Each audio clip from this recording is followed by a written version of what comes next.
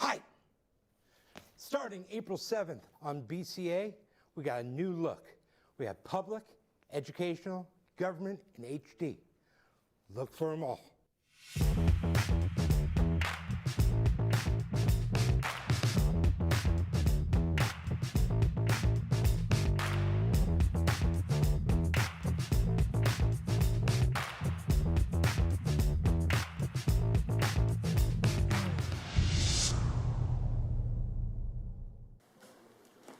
Good evening. I hereby call the Brockton City Council Ordinance Committee meeting for Tuesday, March 29th, 2022 at 6 p.m. to order. Good evening, everybody. This is the Ordinance Committee, and the Ordinance Committee is made up of council members, Councilor of Ward 1, Tom Minicello, Ward 5, Councilor Jeff Thompson, at-large Councilors Wynn Farwell and Rita Mendez, and myself, Ward 7 City Council Shirley Azak. I know that we're waiting. We do have, I recognize a quorum. We are waiting for a couple more councilors, so as soon as they get here, they will join us, but we will begin our meeting. And our clerk is Attorney Shannon Resnick. Attorney Resnick, would you like to read the first ordinance, please? Item number 1. Ordinance. An ordinance amending Article 3, Division 2, Section 2-127 Pay Plan. Be it ordained by the City Council of the City of Brockton. Article 3, Section 2-127 is hereby amended as follows. Effective date of this ordinance amendment shall be July 1, 2022. Enforcement of this ordinance shall be subject to a supplementary appropriation by the mayor. The flat rate salaries to be paid to poll workers shall be amended by striking the language 28 per hour and inserting in its place 250 per day, and the following language under miscellaneous for poll workers shall be stricken. Partial hours payable in quarter-hour increments. The flat rate salaries to be paid to election wardens shall be amended by striking the language 35 per hour and inserting in its place 300 per hour per day. And the following language under miscellaneous for election wardens shall be stricken. Partial hours payable in quarter-hour increments. Further, the election warden's positions shall be amended to include clerks. Adoption of the changes shall result in the following: ELW position elections warden clerks, flat rate 350 per day. EL-2 poll workers 250 per day.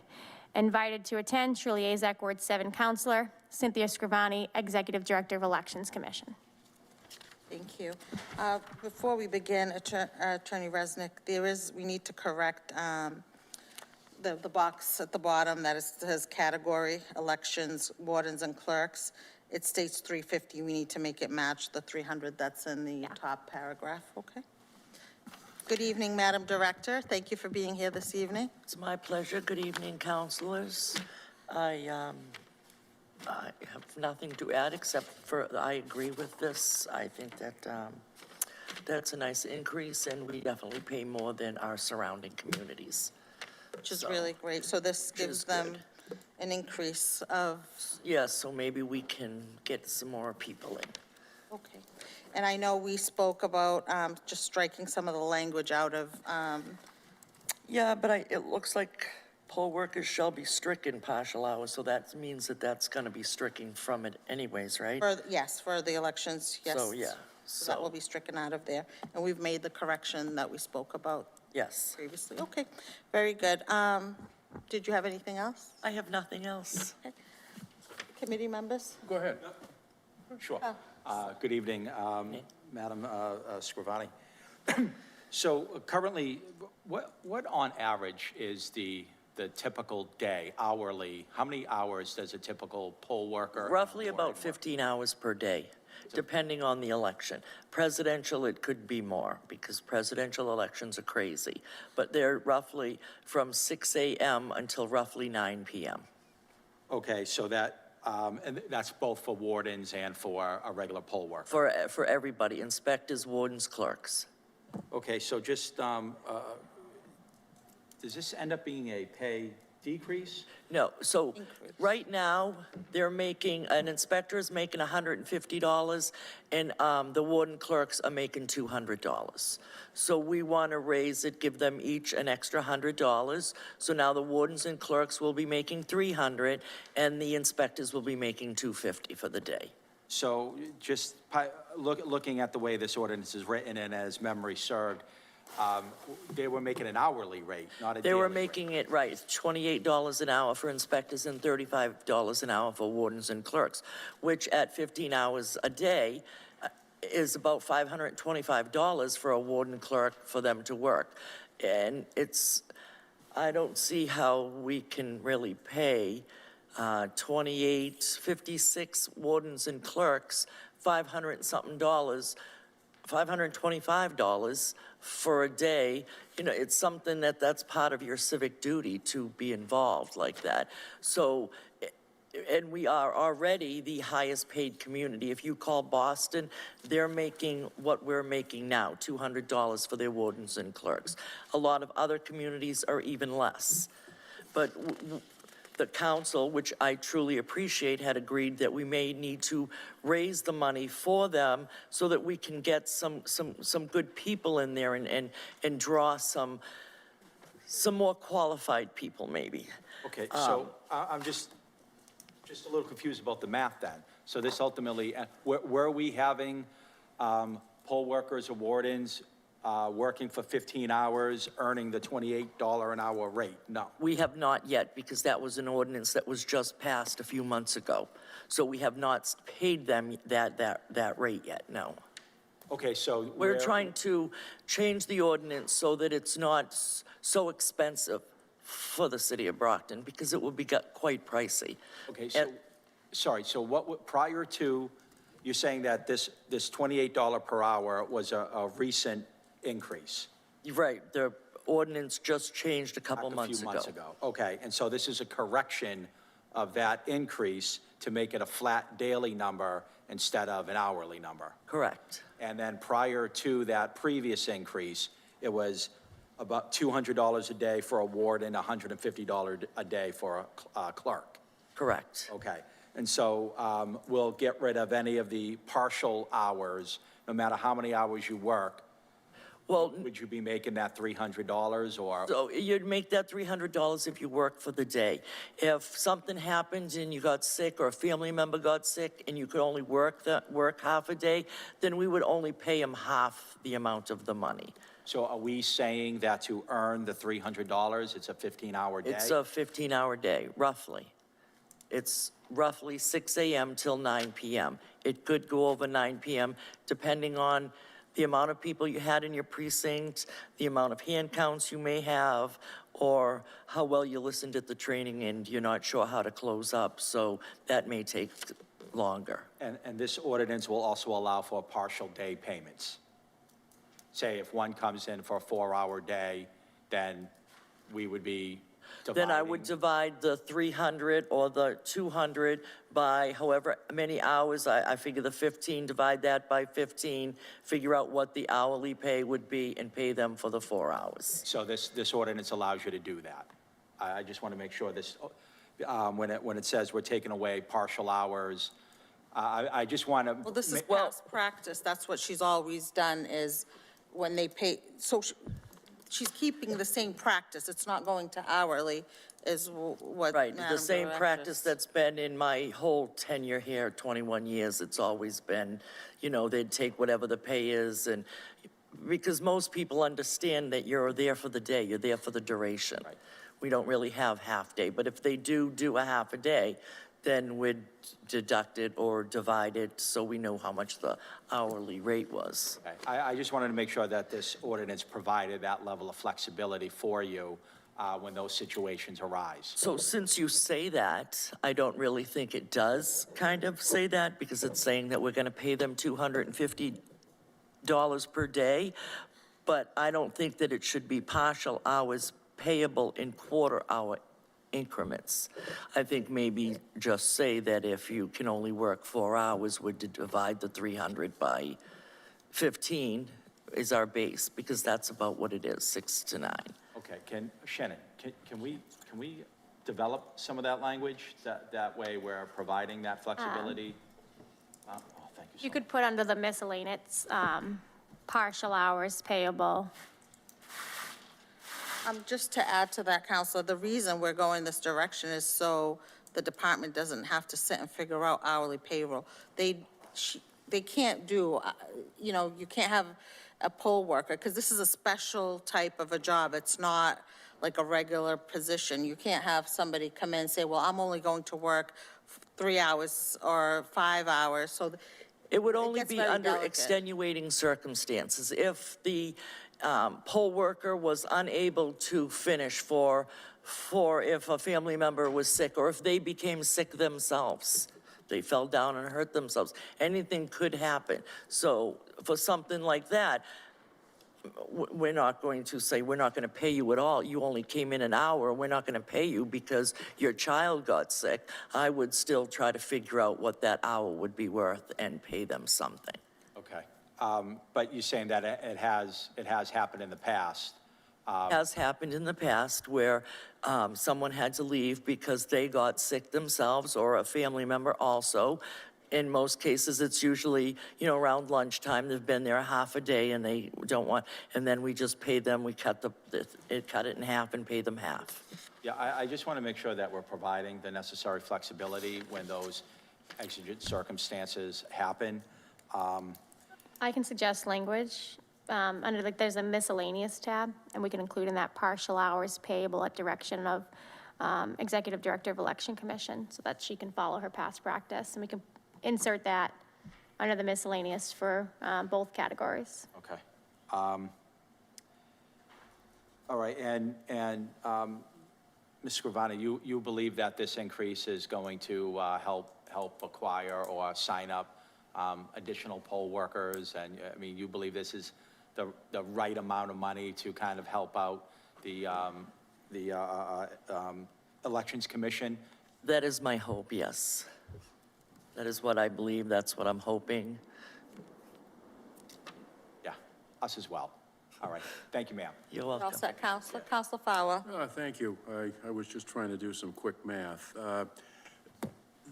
Colleagues, this ordinance change surprised me a little bit because we passed an ordinance in December, and having written the ordinance, I wrote in an hourly rate because I was concerned that we might not have enough poll workers at times, and you could have someone who might be able to come in for 6 hours and work and then leave because they have family or other considerations, or they might be able to work 10 hours but not the whole 15, and we would have a mechanism to pay them on an hourly basis, which I think is a much better way of accounting for time and expenditure of money. You know, there are 2 elections a year. With all due respect, I think it's a little bit of a red herring to say that it would be too much to account for hourly wages for poll workers for just 2 days a year. If it were every day, yes, I suppose so, but you know what? The police and fire departments have to account for overtime for all of their personnel on an hourly basis, and there doesn't seem to be a problem. The other reason why I thought it was important to have hourly wages payable in quarter-hour increments is because we didn't have enough poll workers. Some of you may remember Ward 3, Precinct D at the Kennedy School opened late because I think the warden was sick and couldn't come in, and there was no standby replacement. So people were disenfranchised for approximately an hour until we had someone come in. And my hope was that we would have a mechanism here in Brockton to have more poll workers than perhaps needed, and then be able to pick and choose the ones who could work the entire day and do what needed to be done. So, you know, I don't have any skin in the game in this one, so to speak. I do like, when it comes to municipal funds, accounting for paying people on an hourly basis. If someone works X number of hours as a poll worker or a warden, and we identify the hourly rate, whatever it is, then we have a mathematical way of determining this is how much money they should be paid, and go from there. I guess I would say to Ms. Scrivani, you said, well, we wanted to change it. Who is we? Who, after this went through, after the original ordinance went through an introduction to council, referral to ordinance, 3 readings, and then enactment, who suddenly raised a red flag and said, oh, wait a minute, this is too much work, we can't do this? Well, it's not that it's a matter of too much work. It was a matter of myself I guess, and I just thought it was an awful lot of money. I spoke to a couple of the commissioners, and they had agreed with me that they thought it was a lot of money. I have a list of over 300 people. I need at least, right now, and that's without a checkout table, at least 190 people. With my list of 300 people, I'm lucky to get 190 people to go to work right now. So if I were to make half days, that means that I would need 380 people in a day. I hope I didn't, excuse me, I hope I didn't misspeak. I wasn't suggesting you do that. I was suggesting that by paying on an hourly basis, that would allow you to attract more people who are civic-minded, who might want to come in and say, Ms. Scrivani, I can only work 8 hours. Okay, I'm not opposed to an hourly wage. What I was opposed to was the amount of money that they were making for a day. Okay, so even though the mayor approved it, and even though the chief financial officer offered no objection, and even though the ordinance took place, you have a problem with it? Actually, I'm also on this. Can I speak on this as well? I'd like her to say what. Yes, I do. I think it's an awful lot of money to pay a warden and clerk $525 for the day. And did you voice your concerns to the mayor and the chief financial I officer? did not know that you guys were proposing, or the council was proposing to raise it to $35 an hour. Through all of the process that we went through, you didn't know I that was never called before council. I didn't read it. I don't watch these meetings. Okay, well. So I'll speak go on ahead, that, Jen. Counselor. So just a point of information. I actually worked the election polls for over 20 years, and I was at the ordinance meeting. I did bring up a little bit of an issue to the ordinance committee last year. So your idea is great, but it just doesn't make sense to, the poll workers are trained specifically for that election day. So it's not like you can have somebody come in just for a few hours or for half a day. And the day of elections, the poll workers are all sworn officers that morning that they hold up all the election laws. So you can't be swearing different people in at different times of the day. And they're accountable for everything that happens at that poll, that precinct. So at the end of the day, if there's an issue with a ballot or somebody during that day, you can't go back and track who was there in the morning or who was there from 2 to 4 or from 7 to noontime. So a lot of it's accountability, and it makes it difficult to have somebody, I think, as anybody, unless they got somebody specifically to do payroll for the workers. I think because a lot of it's accountability. So it's not like they're just going to an office, doing office work and leaving. They have to be trained, so they have to know who they are beforehand. They're trained weeks in advance on the machines, on the ballots and things like that. So it's great. I mean, I don't think, personally, I worked the polls for 20 some odd years, and most of the poll workers do them because it's, you feel you're part of you're doing something good in the community. It's good that they're compensated. I think this is a good amount of money because there are some elections when there's actually, sadly, not a huge voter turnout. But there are presidential elections when they do work long hours. But I think paying them, $28 an hour or whatever, 35 is a lot for what the actual job is, because they're really just sitting there checking people in and making sure that that everybody's following the process. So I did bring it to I was one of the councils that brought it to our director's attention just because it didn't make sense, and she wasn't at the ordinance meetings. I don't think she was invited. I did not know that she just doesn't follow what we do. My apologies, I would have invited her, but reclaiming my discussion time here, $250 a day for poll workers for 15 hours, you're going to be paying people $16.66 an hour. There has been such a focus on elections in this country that I would think that we as a community would want to have as broad a pool of people as possible to train as broad a pool of people as possible to swear in so that they can function as wardens and poll workers. I would think that wardens should certainly be able to have a list of people who are working their locations and keep track of how many hours that are there. And frankly, I just don't think it's overburdensome to go to an hourly wage and pay in whatever increments you determine, because we're dealing with taxpayers' money.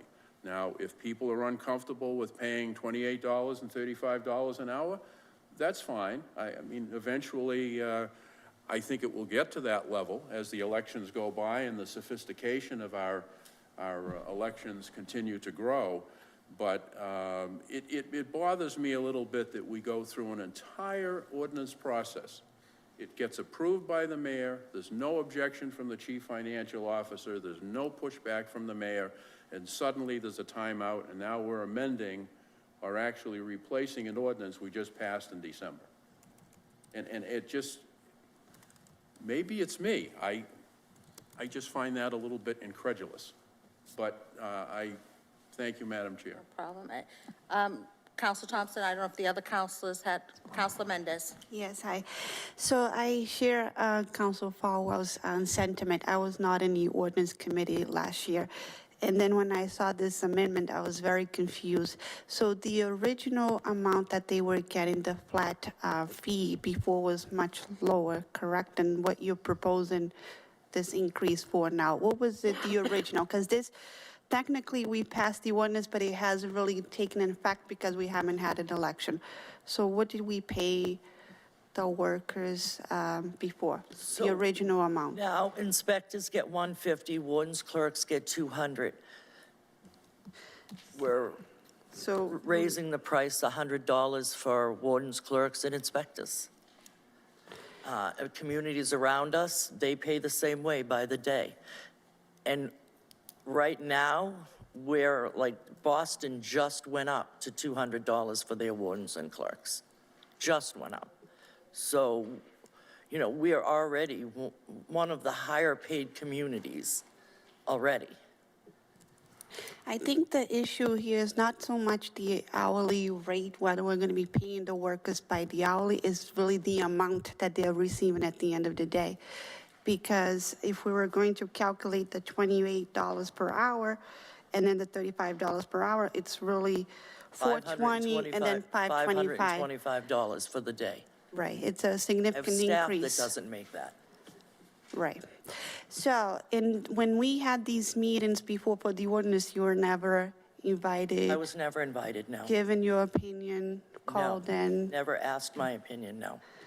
It is disturbing to find that we pass ordinances without calling the person that really is in charge of doing this. And then we come back a few months later, oh, by the way, we made a mistake because it's too much money. When you find out, you probably almost had a heart attack because you're like, we're going to be paying how much it's going to cost the city. Yeah, it was, especially when I have help that doesn't make that much.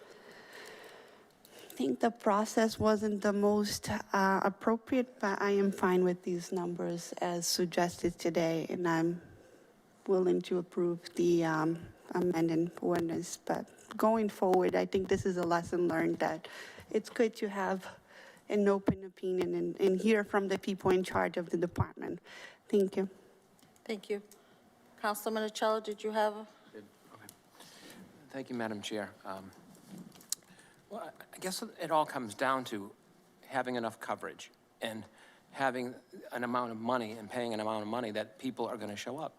I mean, we need to have those polls covered. We need to have enough personnel. So obviously, you know, we need to come to a rate that we're going to attract people, because if the polls aren't covered, you know, problems can arise. And I think in the last election, I forget which ward, but I think that there was a problem with personnel. There wasn't enough people. Could you give an example of that? As I recall, there was something, maybe, was it Ward 4 or Ward 3? Or? It was 3. What happened, could you just remind me what happened in 3 with not enough personnel? There was a major issue. So the warden had called in sick. Yeah. And the inspector, the clerk, they both trained to do the warden's job. They both should know each other's job. I train them both to do the same job. When the warden is out sick, the clerk steps up. Well, the warden called in sick at 5 in the morning. Okay. So when the clerk got there and the warden wasn't there, the clerk pretty much sat on his hands until they called maybe at 6:45. And I told them, or my staff told them, because I was driving around dealing with issues in other precincts, the ballot box got stolen down at Campello High Rise, so there was an issue down there. So by the time I got to Kennedy School, he had finally opened it, but it had opened late. Well, I guess the point I'm trying to make is a simple one. We have to hit the number that's going to attract the people so that we have enough people to cover the polls.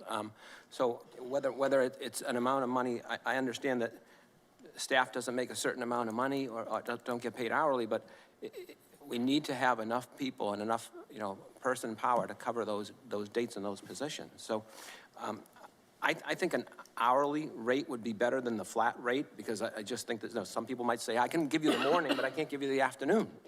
I see a lot of, certainly elderly and retired people. A couple of my friends, retired people, do that every year at different polling places. And so I tend to agree that an hourly rate would be better, because you can, people can come in certain hours and split time, but I know that, you think, or some people may think that it's an absorbent amount, but until you hit the amount that we're going to get people for that day, and election day is so important.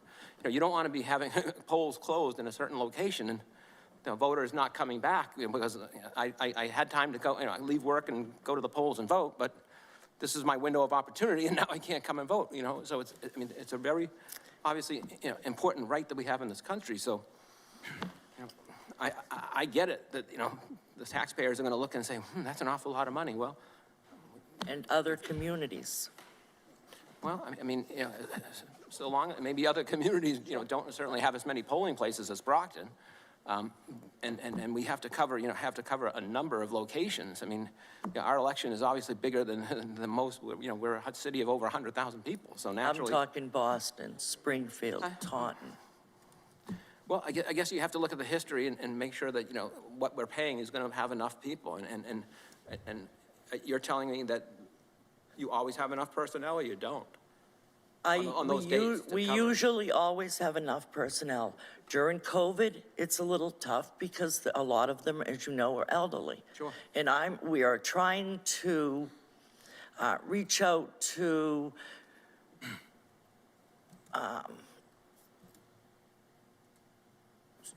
the younger community, to the college kids, for them to come and spend a day working the elections. That's why I was, all for raising the price to even $100. I'm not opposed to paying them hourly. So you say if we pay the inspectors $250 a day, it's $16.66 an hour. Okay, so round it up, make it $17 an hour and pay them that way. Divide 300 the same way by 15. And whatever the hourly rate is, round it up. I'm not opposed to paying them an hourly rate.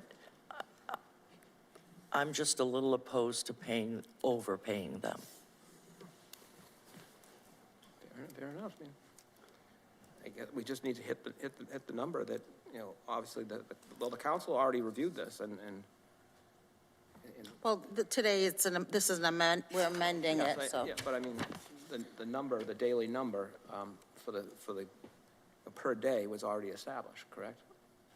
Right. Right, that was part of this, yes. You all set, Counselor? So I know, Counselor Fowler, you have a question, but Counselor Thompson had asked. Yes, beforehand. Go ahead. thank you, Madam Chair. So, I, for one, don't mind revisiting our ordinances. I want to get it right. So, and I appreciate you being here today, because I think we as a council need to depend on your expertise in this matter. And you were previously talking about comps, and I think that's really where I think we can get a better perspective on what is a proper amount. So you mentioned that Boston just recently raised theirs to $200. $200. Is that wardens or poll Wardens. workers?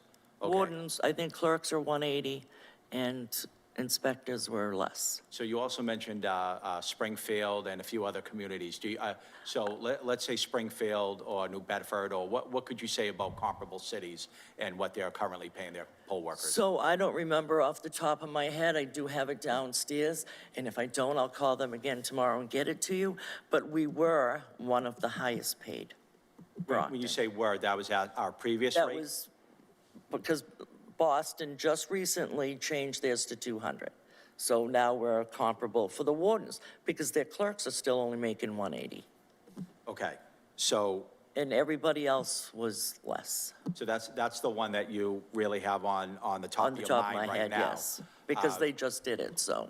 Okay, so let's say, in your recollection, Springfield, New Bedford, Fall River, do you have any? 175, 150. Okay, so our previous rate was, you're saying, comparable to a lot of those It was other comparable ones. then. And So- it was tough for us to find college kids. They won't come work for us.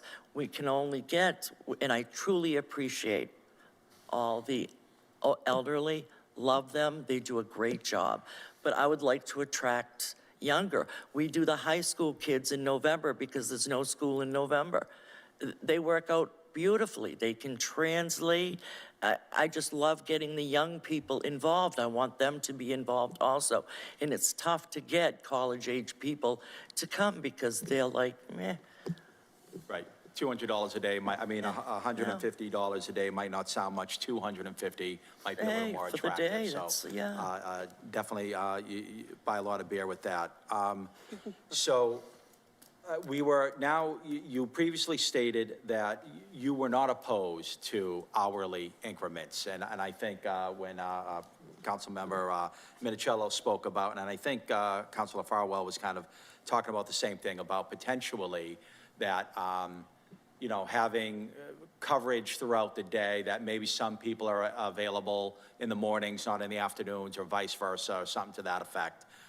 That only works if I have someone that's willing to work in the afternoon for that person that can only work in the afternoon. Right. Okay. In your opinion, you more preferable to the hourly rate or to a flat rate for the day? It doesn't matter to me. I can go either way. Just, I've been here for 21 years and it's always been a flat rate. So, I kind of like to go with that because then I can just put the flat rate. It's an easier payroll. It's easier for me, it's easier for the auditors. All right, understood. Just for my fellow counselors, we did address this matter just last year. I think we had so many matters before us at that time regarding the different pays for the ordinance workers. Maybe this one slipped through the cracks, or maybe we just, weren't wise enough to bring you before us so that you could speak on the issue of poll worker pay.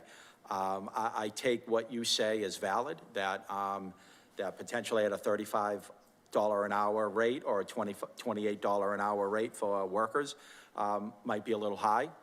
We want to be competitive. We don't want to, we're not trying to provide windfalls for anybody. So Ms. Scrivani said that at the previous rate, we were making, enough people were signing up, but maybe at that, no spare kind of level. Hopefully with the $100 per day increase, that would entice a few more people to make sure that our coverage is acceptable throughout the city. And like you said, maybe we can direct some advertisement for our poll workers to the surrounding colleges and community colleges. So she states that she's comfortable with a per day,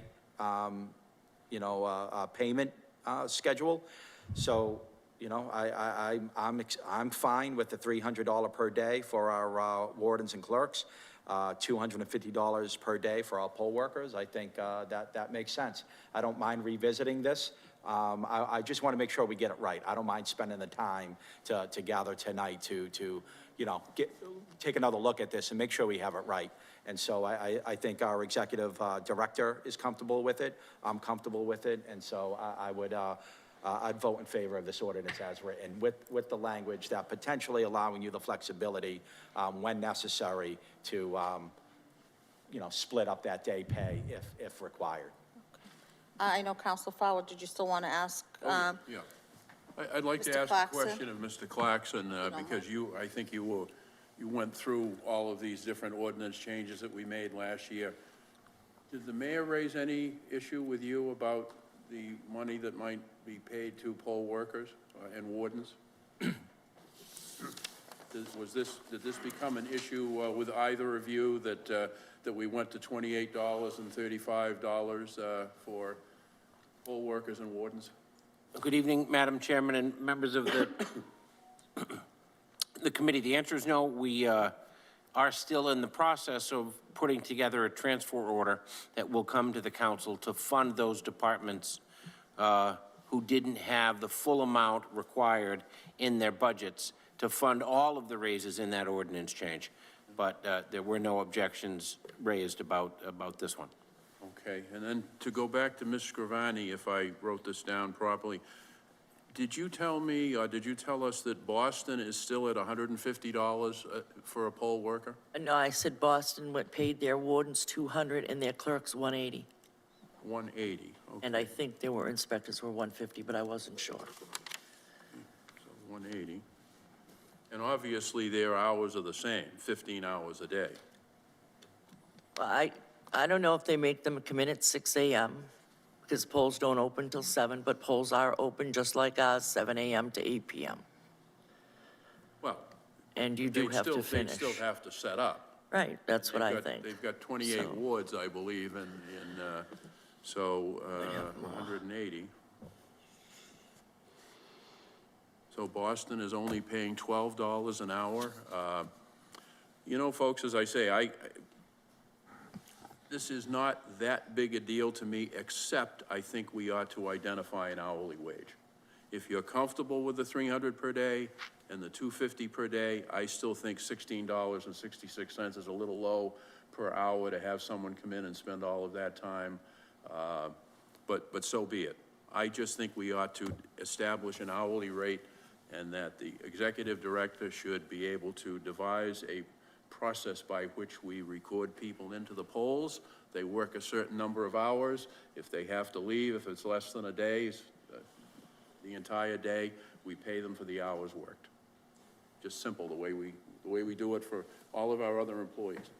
But what happens, Counselor, if somebody leaves and then you're left to close the polls without people, you need people there to fill their time. You can't have people just deciding, okay, well, after 8 hours, they're tired and they're going to There's leave. nothing that holds them there now, Madam Chair. If somebody gets sick, they get sick. They're going to leave. I just want to make sure that if they get sick and they've only been there 7 hours, we pay them 7 hours. And that's what Madam Director said. That's what Ms. Scrivani said. They would. But we should, with all due respect, we should specify that. An ordinance is a legal document. We should specify you're going to get paid a certain amount of money per hour, and then you're going to work a certain number of hours. And God, in the year 2022, if we can't keep track of who's working at a poll and how many hours, we've got a problem. I mean, this has been going on for a long time, and I think, and just a comment I know with. who's working at the polls, that's not necessarily the problem, but if you have one polling location and all 4 inspectors only want to work a half a day, and I can't find 4 inspectors to work the other half of the day, they're kind of signing up. They know that they're signing up to work the day. I think we're comparing apples and oranges here. You're saying that if we go to an hourly wage, they're going to tell you, sorry, I'm only going to stay 8 No, hours. I'm not saying that. Well, then what is the difference, whether you pay them? I said I have no objection to an hourly wage. Thank you, Ms. Scrivani. You're still going to be able to assign them and hold them accountable Yes, I have for their work. I have no objection to an hourly wage. No, our director, elections director stated that in the beginning. But there are things that, I mean, this has been by ordinance all these years. It would just continue. And to comment on Counselor Minicello's comment about what happened at the Kennedy School. Things do happen, but they're very rare. I mean, in all your years, how often does that happen? And it doesn't matter how much you pay somebody, you're still going to have these issues. The same thing would have happened whether they were making $500 a day or the 200. What happened at the Kennedy School, or what happened with the machine at Campello's, Campello. I've never had a Never had machine this happen, so stolen. these are just, Let me add a little humor to all of this then. When I hear that this is the way we've always done it, and it's worked this way for 20 years, we used to operate on people without anesthesia, but we found anesthesia and we found a better way, and I haven't heard any complaints. So I think we can transition to an hourly wage, and we can account for the hours that a person works at the polls, and we can pay them appropriately. If someone disagrees, then I respect your opinion. that's correct. And that's why we have the director here that deals with it. And, you know, we're not the ones that are keeping track of them. So to me, her opinion is very important. Any other committee members before we open it up? Councilman Minicello. Just to clarify, I was not assessing any blame to anyone. I was just making sure that, you know, we have enough people to fill the roles that we need. I just think that an hourly wage gives us more options. Does a poll worker have to be voting age, or couldn't they just be legal age to work? They have to be old enough to pre-register to vote. So what would be the age? So 16, at 16, you're old enough to pre-register to vote. Okay, so I guess my point would be that maybe we could, you know, if we had an hourly wage, I think that we'd have more options to actually even approach the students in the high school to say, hey, you know, I use students at the high you know, school. most of the larger elections, we have the day off from school, and the kids Only in November, though, not September. Exactly. The smaller elections, the kids are in school. So my point would be, we give ourselves more options if we approach, you know, the high school kids. I use high school kids now. Yeah, I perfect. approach the high school every year. Right. So I go to the colleges, too. Excellent. But again, and I'm not saying you don't. What I'm saying is when they're done class, so after school at 2 o'clock, you know, 2:30, whatever, there might be some kids that say, hey, look, I'm gonna work the polls now for, you know, from 3 to 8 or whatever. You might have just more options or attract more students, either at college, you know, because of a student's classes, you know, the hours of their class. They say, well, I can do it in the morning, but I have classes in the afternoon, or vice versa. Or I can do it in the evening, because I have classes, you know, earlier classes. So I just think it gives you more options. You know, I'm not saying one's bad or one's not, but I just think you have more options with an hourly wage to bring in more people from different places. You know, you're talking about younger students. Well, I mean, if I'm going to college at Bridgewater and I have morning classes, it might be, you know, a nice idea to work in the afternoon. You know, that's all. All set, Counselor.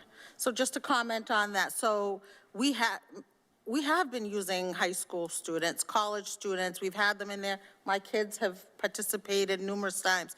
So we are using them, and just from, like I said, I worked the polls for 20 years.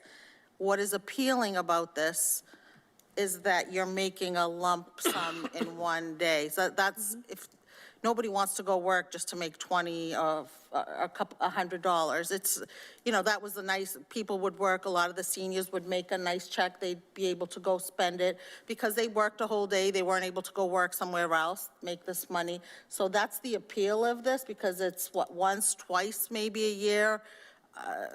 We're pretty much paying people to do their civic duty. Right, correct. And like, It started off as a volunteer position, and we started paying them to volunteer. So that's what we're doing. We're giving so them I a just have stipend to councils that have volunteer. questions, so. I'm sorry. I know thank- Councilor Mendez and then Thompson. Yeah, so I just want to say, because I'm also Brazilian, if you don't know, and then for presidential elections, we're required to work the polls if we get picked, and it's an all day, and you don't get paid anything, because like you said, it's a civic duty. And the moment we go into the hourly rate, then the next question becomes, are we paying them for the lunch hour? Is that included, or is the lunch hour not paid? Then it becomes the bookkeeping of it.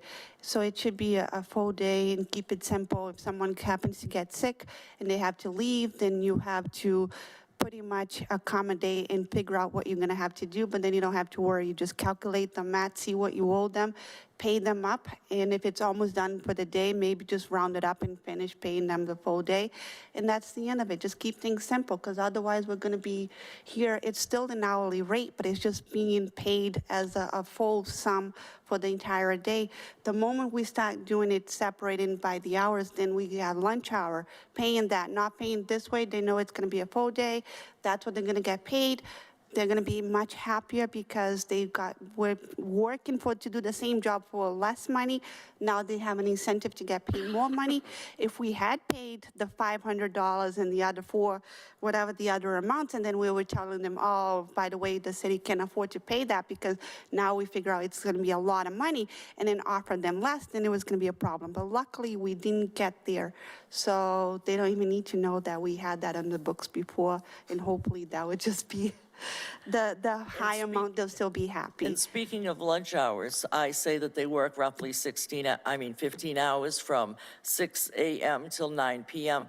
We give them an hour for lunch and an hour and a half for dinner, the extra half hour so they can go vote. So technically, they're only working 12 and a half hours. Thank you. All set, Counselor. Counselor Thompson. Thank you, Madam Chair, and I'll be quick. It just, you previously said you really didn't have a preference between hourly or single day, but I guess listening from this discussion, it sounds like you rather advertise this as a full day. This is what you're making for the day, instead of advertising it as an hourly number, because then people will assume, well, now I get to choose what hours I work, and that's really not really what you want to accomplish here. And they'll also assume that they work for the city of Brockton, and technically they do not. Okay, so I just think by maintaining a flat day rate, it comes with the kind of the understanding that you're going to be working for a day and not as an hourly rate that potentially you can say, I'm going to work 4 hours, 6 hours, 8 hours, and that's not really what you need. You need somebody who's going to commit to a full day. So I just think it's better off to keep it a flat rate. Thank you. Thank you, Madam Chair. Thank you, Counselor. I know we have Counselor Nicastro in the chambers, if you'd like to speak on this. Okay. Thank you. Good evening. I served on the ordinance committee last year, so I undertook the salary increases, and it was painted with the broadest of brushes, as you know, because you proposed it, Councilor Farwell, working with Mr. Clarkson over a great period of time. You both did a great deal of work prior to bringing that in front of us, and this was the small potatoes, what the election workers were making, because of course, we were undertaking to raise the salaries of department heads and assistant department heads and everything. And you know, in the end, there was a compromise made that actually did not reflect all of your hard work. And that was also true on these election workers. And for some strange reason, the election worker number went up really high. And I didn't agree with it. But because of the way these salary changes were proposed, it was an all or nothing kind of thing, and it was the end of the year, and there were a lot of other considerations on it. This number is too high for election workers. I defer to Ms. Scrivani and Councilor Azak, who has so much experience. But in addition to that, after the preliminary election, Councilor Mendez and I went in to meet with Ms. Scrivani because we wanted to help her with some things that had happened. We wanted to do a little investigating ourselves. And so I called 7 or 8 communities, most of them cities, spoke to their city clerks and found out, what do your election workers make? What do your poll workers make? And what do your, what are the people in charge called? The foremen make? And our number was right in there. Our number was good. Most places did not pay for lunch. Some of them did, and that was the biggest difference. I think the number that we're proposing to amend to tonight is realistic. I think it's very fair. I think at the end of the day, you're not going to get people to work based on paying them too much money. I really don't. I think you've got to take a different tact with it. I think all of we counselors and elected officials have to play a role in encouraging people to commit to a couple of days a year of public service. I think an hourly rate is confusing for people because they might think you can go in for a few hours, but you can't. You have to commit yourself to the whole day. I have good friends who have been doing this for years as well. You have to commit to the whole day. You've got to be there in the morning to be sworn in and to set up, and you've got to stay right through until all of the counting is done and the little ticker tape comes out with the results. That's the nature of this job, and it will only get goofed up if there are people coming and going and not being sworn in and, oh, what about this? And there will be more for the foreman to do. And they already have enough to do with the language challenges and other things that come into a gateway city's voting practice. And so I really feel, you know, list your flat rate and then say, or portion thereof or something like that. But we really want to discourage people from thinking that they can come in for half a day or part of the day or anything like that. Emergencies happen, and so I can't see us cheating anyone, and Ms. Scrivani has attested to the fact that she still pays people if they have to leave before the end of the day. But we need people there the whole day. And you know, I've been visiting the Ward 4 precinct since I was elected, each time there's an election. And it's a really nice group of people who come in, and even the new people who have come in to serve as translators, they all work very well together. They're all committed to being there a day, and it's public service. And it's like, it's a great reflection of the community on these days. And everyone's having problem getting workers. It's not just our elections commission. Everybody at every level of the private and the public sector is having trouble getting workers. But I really feel that this has to remain the way it is, that listing it as an hourly is confusing. If you want to list an hourly, but lead with your flat rate.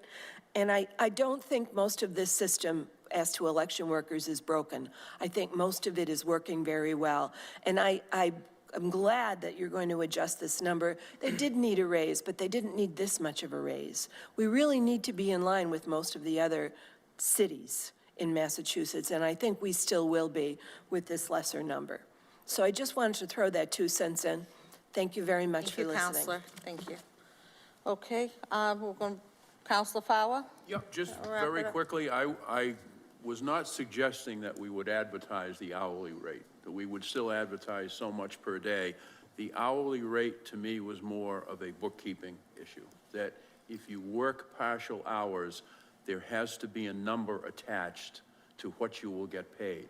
And if we can do that, and if it's the will of the council to go to 300 and 250, I have no problem with that.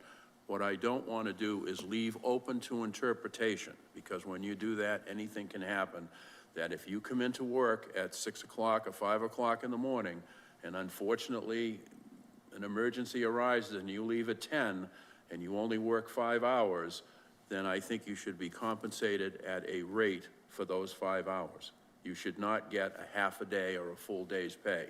So this, for me, it's more of a bookkeeping and an administrative exercise as it is trying to impose my will on how much people should make per day. And if there's a way of inserting in here that it's $300 per day, partial hours will be, or less than 15 hours will be paid at a certain rate, I'm all for that.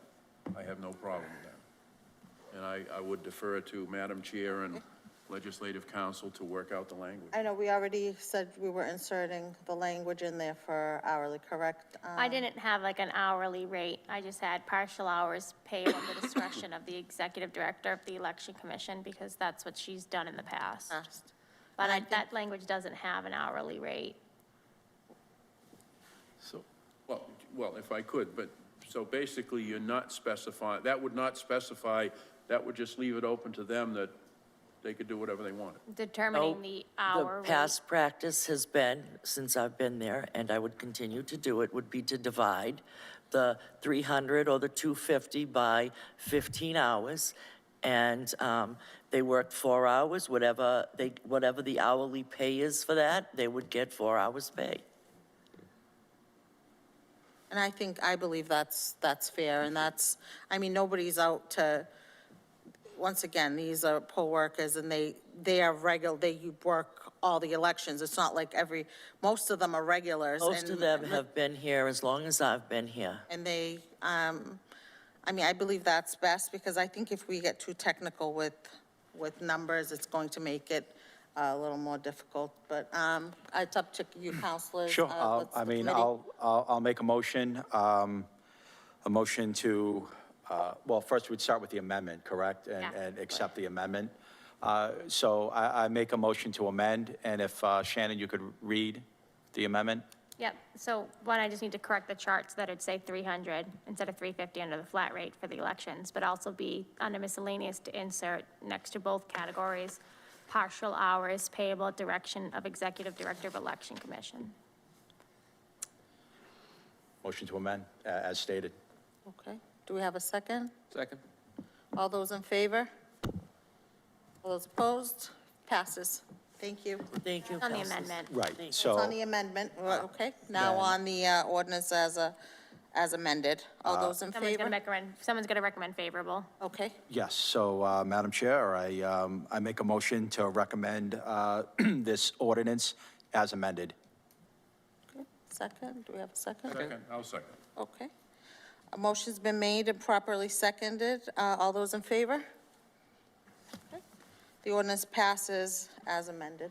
Thank you. Thank you, committee. Thank you again. Thank Ms. you. Scrivani. Thank you. Let me know when you're ready for the second one. Yeah, 1 second.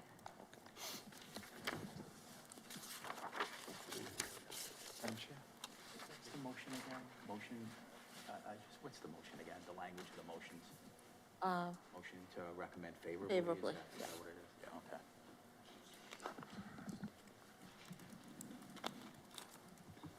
okay. Okay, I'm ready. Okay. Item number 2. Ordinance, an ordinance amending Article 1, Section 4.1, all meetings of Zoning Board of Appeals. Be it ordained by the City Council of the City of Brockton as follows, that the City Council adopt the following amendment to Chapter 2, Article 1, Section 2-4.1, all meetings of the Zoning Board of Appeals as follows, to strike the language 7 p.m. and insert in its place 6 p.m., so that the ordinance shall read as follows. No meeting of the Zoning Board of Appeals shall be convened prior to 6 p.m. Invited to attend, Winthrop Borough Councilor at Large, Kenneth Galligan, City of Brockton Zoning Boards of Appeals Chairman. Good evening, Mr. Good evening, Chairman. councilors. Do you have anything to state on this, or, I mean, it's pretty Well, simple? I will say that for a number of years, the meeting of the Zoning Board of Appeals started at 7 p.m. I've been there almost 30 years, and I'll tell you, there were many, many nights here when we went past 11 o'clock, 12 o'clock. I think the worst night we had, we concluded the meeting at 2 in the morning. What I have done since I have become chairman is, when I look at the list of potential hearings before us, if it's a lengthy list, we have actually split the list and held 2 meetings on a Tuesday and a Thursday night. Among the board members, we decided that we would not start any case after 11 p.m. in deference to people that were sitting here waiting to be heard. The other thing that we changed is, immediately following the hearing, we decided to take a vote on that particular hearing that was before us, the case. It used to be that we heard all the cases, then we deliberated on all the cases at the end. So we've changed that to kind of allow people to come in to hear the case and then leave so they don't have to wait. It became pretty apparent that if we started at 6 p.m., it would make the evening 1 hour less, hopefully, on the other end. And instead of getting out of here perhaps at 10 or 11 o'clock, we would be getting out of here at a reasonable hour. So I made a decision that we would try starting the meetings at 6 p.m. We did that for that particular reason, so that we would not be here till very late at night. And it's not fair for some of these people that are here for hearings to be sitting out here till 11 o'clock at night.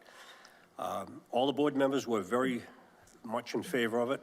I petitioned the attorneys that normally come before us on most of our hearings, and they were all in for it. They thought it was a great idea to start at 6 p.m. So we have been running our meetings now for well over a year, starting at 6 p.m., and it has worked out very, very well. Now we've got to the point where we need to look at the ordinance to probably bring the ordinance in line to what we've found is to be a smart thing to do. So I guess that's why we're here tonight. Great, thank you, Chief. So before I open this up to the committee, I want to compliment you. I attend many of your meetings and watch the zoning meetings, and when you change to watch, when you discuss each applicant and make a decision right after, it makes it a lot easier, and on both, I think, the applicant and the residents that are viewing it. So I thought that was really great that you guys do that. I'll open it up to the committee. Any questions? I know Councilor Farwell, you're on I'm this. just going to move to recommend favorably. It's kind of a housekeeping issue with this. It is, but Councilor Thompson has a comment?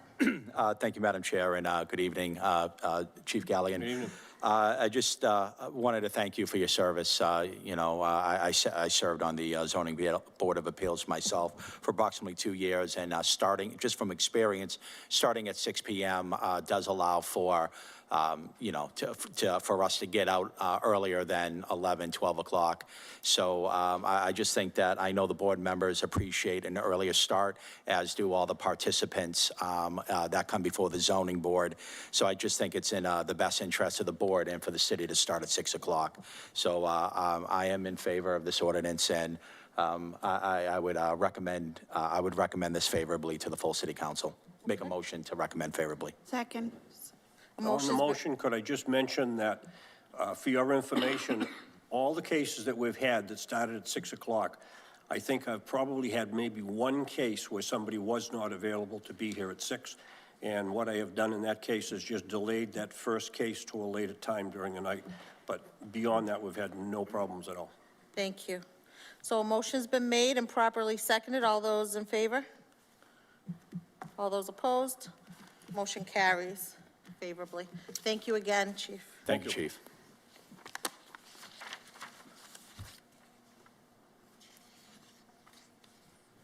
Item number 3. We have a public hearing. Ordinance, an ordinance amending section 27-24.3, humanitarian medical use of marijuana. Be it ordained by the City Council of the City of Brockton as follows, that the City Council adopt the following amendments to section 27-24.3, humanitarian medical use of marijuana relative to regulation and zoning of marijuana for medical use, to strike the language 8:30 a.m. and insert in its place 8 a.m., and strike the language 7 p.m. and insert in its place 10 p.m. in section 27-24.3C21. Invited to attend, Shirley Azak, Ward 7 Counselor, Winthrop Farwell, Counselor at Large. Thank you. I hereby open this public hearing. Anyone in favor, please come forward and state your name to our clerk. I guess we're the invited. You and I are in favor. We are in favor. So just to fill in our colleagues, this is to go kind of along with the ordinance that we passed last month with the recreational marijuana. We extended the hours, and we had the 2 medicinal marijuana businesses that are both recreational and medicinal. We should have kind of linked them together, but somehow we missed it. It needed to be advertised. So this is why this is before us this evening. This is just really to have them go along, to have both licenses work together, okay? So since this is a hearing, did you want to comment anything, Counselor? Okay.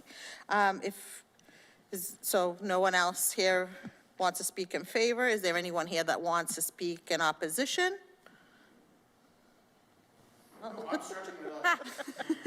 You're funny.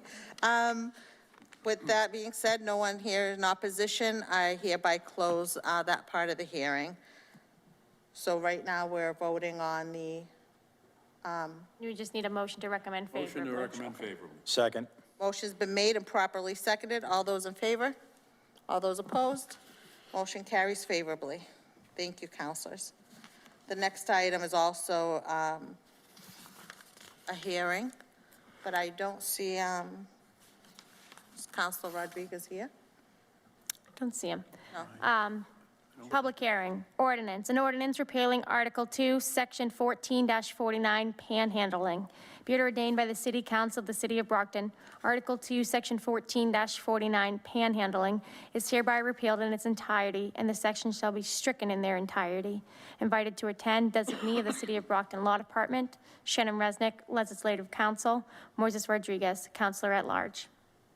Thank you. I hereby open this public hearing. Anyone in favor, please come forward and state your name to the clerk. Is that Attorney Bridges, are you here to speak on this item? I know Counselor Rodriguez was going to be here, but I don't see him, so. Hello, everyone. Nice to see you. I have had pretty in-depth communications with both Council President Lally and Legislative Counsel on the subject matter. It's fairly straightforward. I authored a memo on it. Hopefully you saw it. In the event you didn't, happy to provide you a copy. But in a nutshell, the city ordinance as it exists regarding panhandling, the way that it attempts to both regulate it and enforce it is unconstitutional, is what the Commonwealth of Massachusetts Supreme Judicial Court has decided. So I'm recommending you repeal it. There are ordinances that are popping up across the country trying to deal with this subject matter, and the crux of the issue is not regulating the content of the speech.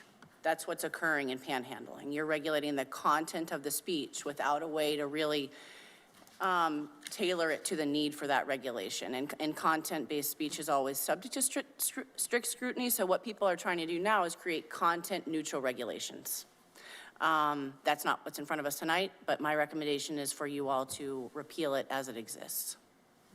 Thank you. Any questions from the committee?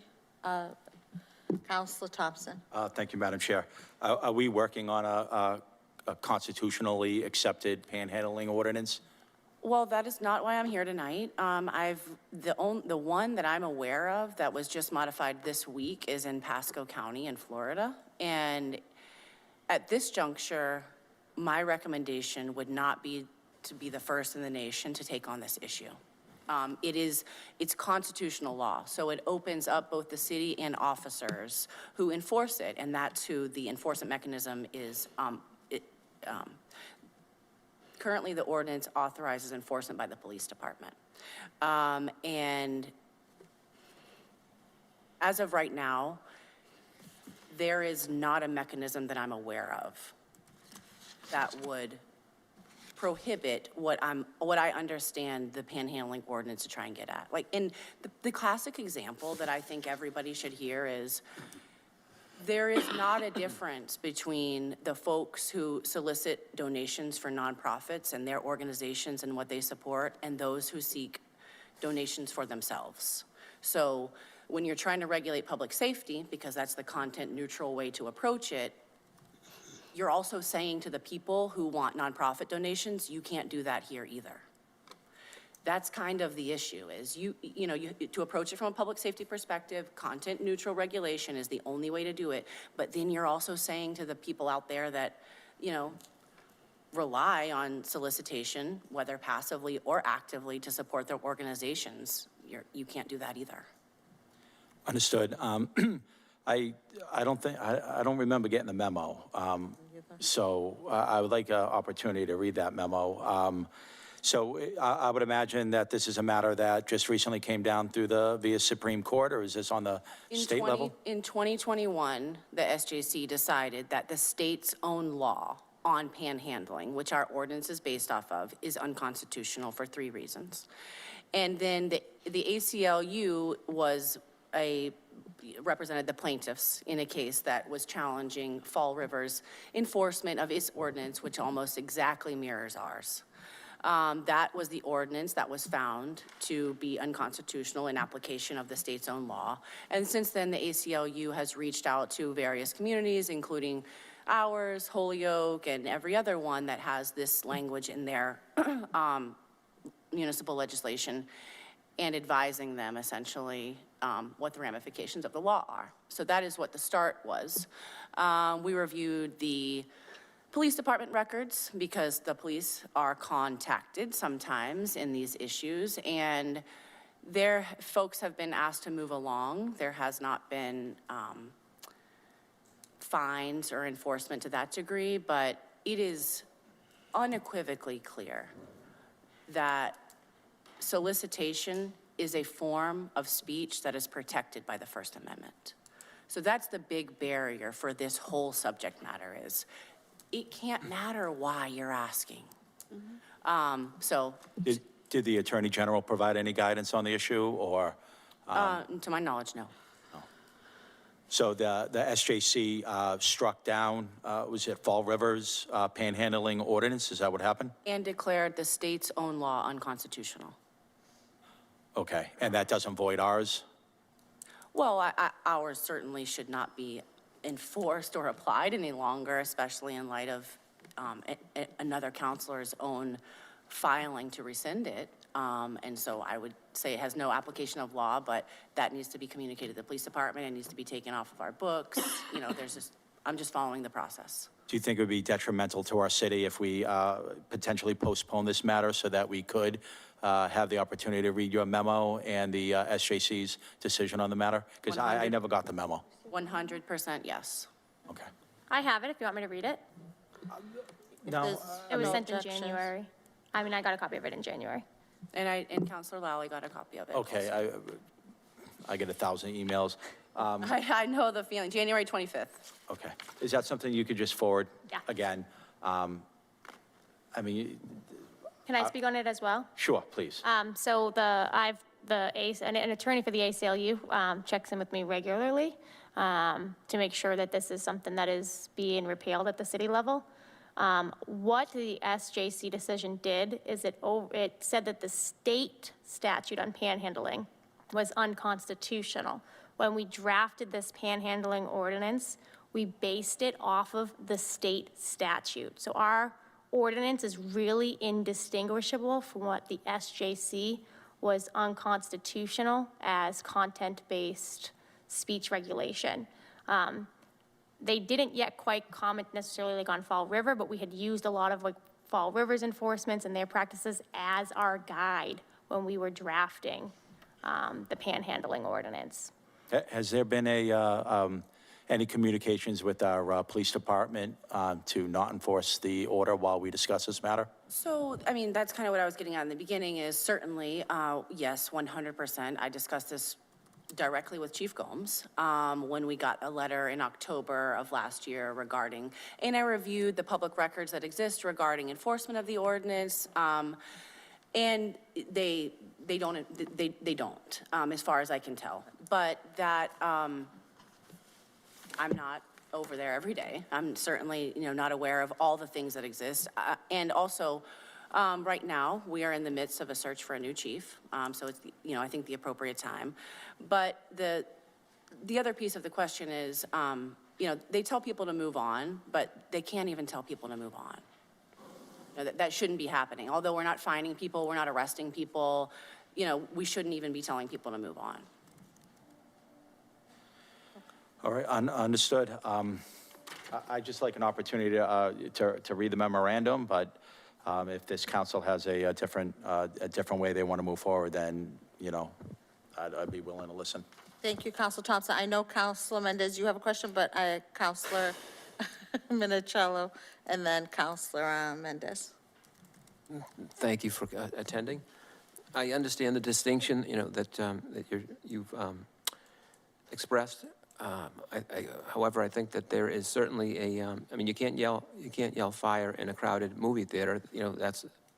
And you can't say that that's an impingement of free speech. You create a hazardous condition by doing so. So you cannot also create hazardous conditions by panhandling in certain circumstances. My concern, some of my constituents' concerns have been people panhandling in the middle of busy intersections while cars are operating, while people are actually en route near Blanchard's liquor store outside the mall, people stepping off that island into busy traffic, which is basically a highway. People are operating their vehicles at 55 miles an hour up there. Same thing in the, I call it suicide intersection near my office on Pleasant Street, Pleasant and West. People stepping into the intersection. That intersection, as everyone in this city knows, is distressful just to drive through it and figure out which way to go, let alone when someone is stepping into the intersection, into the lanes of traffic. That is not allowed. Creating a dangerous position, a dangerous set of circumstances while people are operating in busy thoroughfares is something that we need to look at, and a distinction, and I think a legitimate health, safety, and welfare mechanism that this city and other communities need to look at. Because yes, free speech in certain circumstances, in certain places, but you cannot be allowed to create hazardous conditions for operators of motor vehicles. The world's going to biking lanes. You can't have people panhandling, stepping right in front of a biker traveling in the biking lanes, and knocking themselves over, knocking the other person over, getting hit while someone's stepping in, to perhaps go to a car and ask for monies.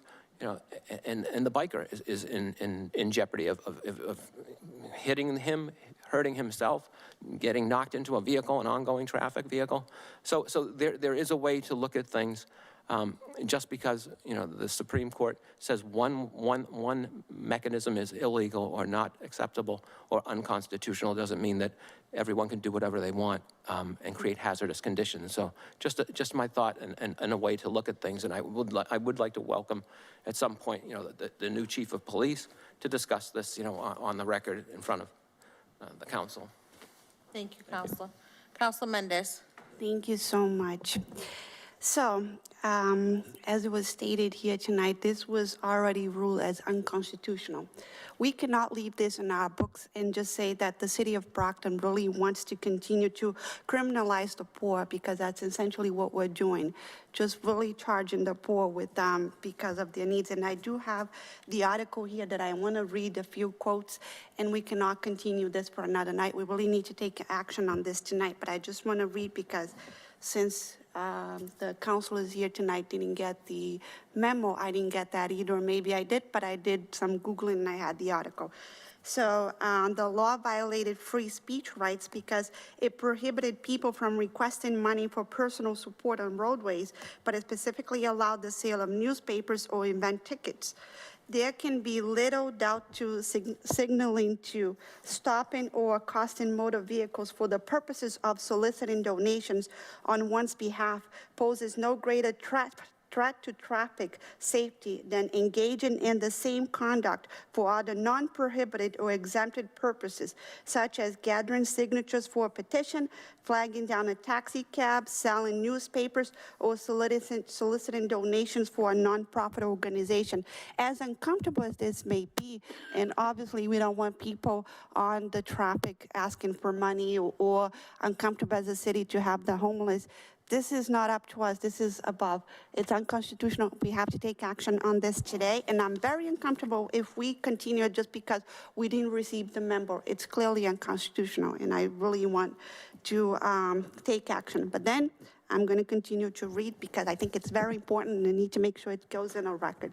The Supreme Judicial Court has emphatically declared that the laws which target people who ask for charity are unconstitutional in violation of civil rights and civil liberties. This ruling is timely as a growing number of Massachusetts residents may need to rely on support from the public to make ends meet in the face of our current economic downturn. So I really think that I make a motion to recommend this favorably, that we approve this tonight and pass this favorably, please. Okay. This is a hearing, so it's And just in response to Councilor Minicello is, I'm not here tonight on the issue of what might take this ordinance's place, and neither am I here on any personal opinion on what should be here or should not be here. It is just, as the law that supports this ordinance exists, it is unconstitutional. That exposes the city to liability, and that is the basis for my recommendation. If there is further work to be done on developing something else in consultation with whoever wants to work on it, I'm happy to do that. but this is an emerging issue. And I don't mean to suggest that, the public safety is not a significant component. It is just the way that this is approached now is content-based regulation versus content-neutral regulation. That's the main issue.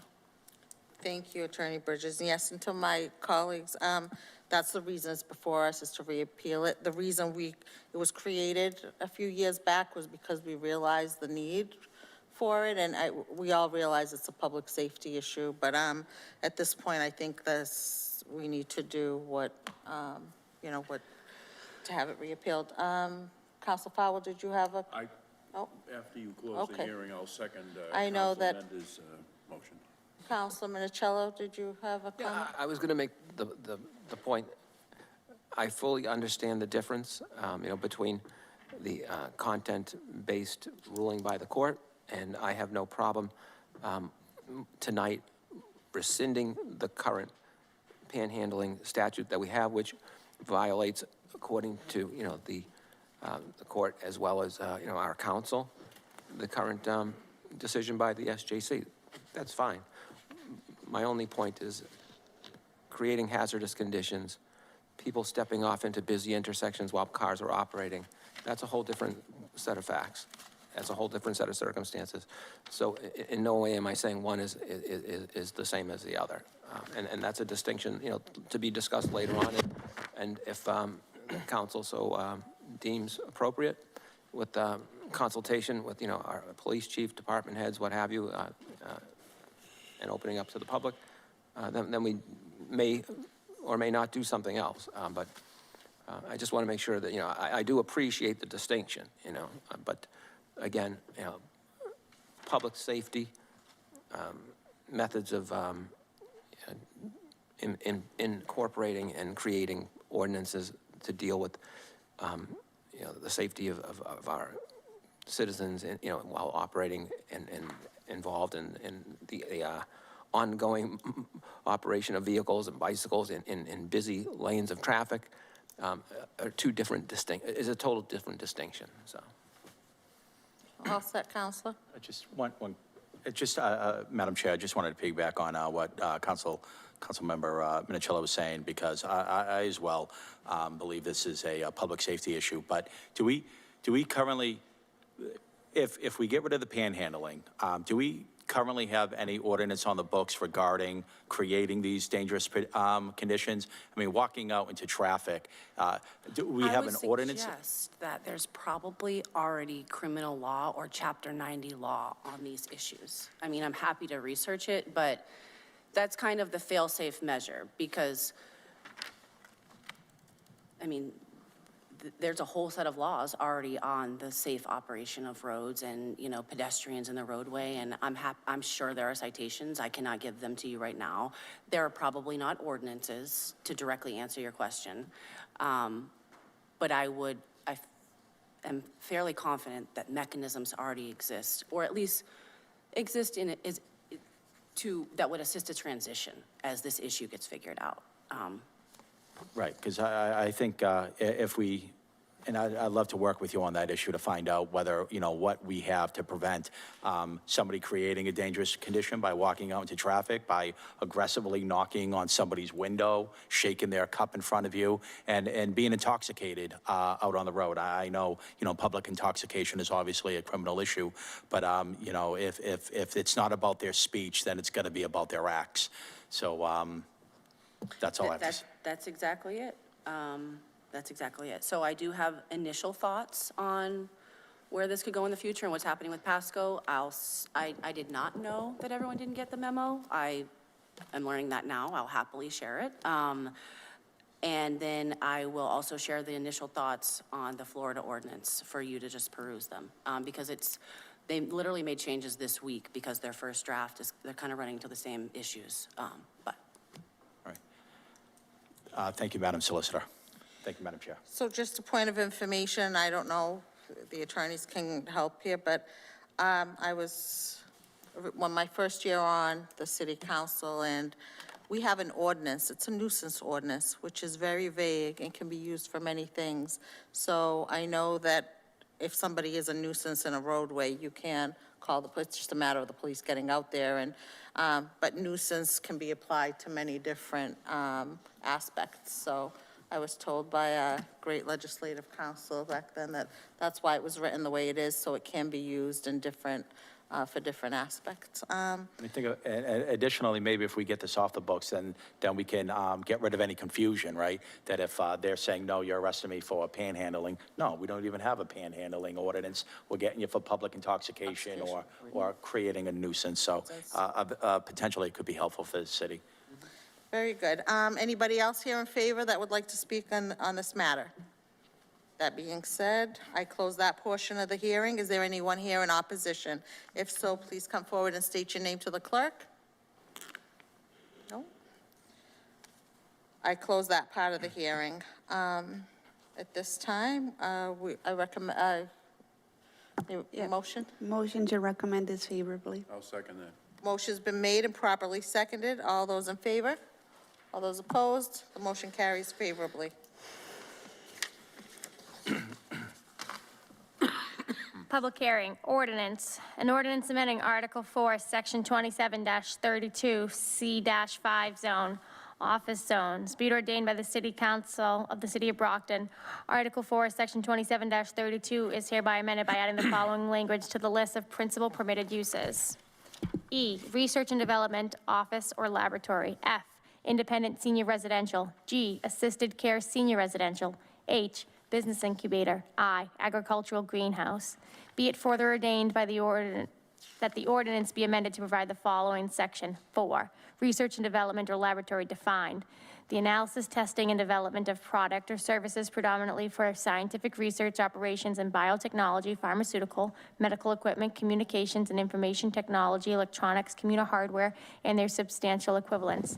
The following standard apply. A, research and develop and/or laboratory does not include activities involved in fabricating, assembling, warehousing, or sales of products for retail or wholesale market. B, ancillary development of mock-up or prototype products is permitted so long as the total floor area devoted to their fabrication or assembly is limited to 25% of the gross floor area occupied by the use. Invited to attend, Jeffrey Thompson, Ward 5 Counselor, Rob May, Executive Director of the Planning and Economic Development. Thank you. This is also a public hearing. Thank you, Mr. May. I hereby open this portion of the public hearing. If anyone here is in favor, please come forward and state your name to the clerk. I know Councilor Thompson, you're on this as well as Mr. May. Would you like to? Yeah. Did you want to say? Yeah, how about? First? Great. You mind if I take the podium? Of course, wherever you'd like.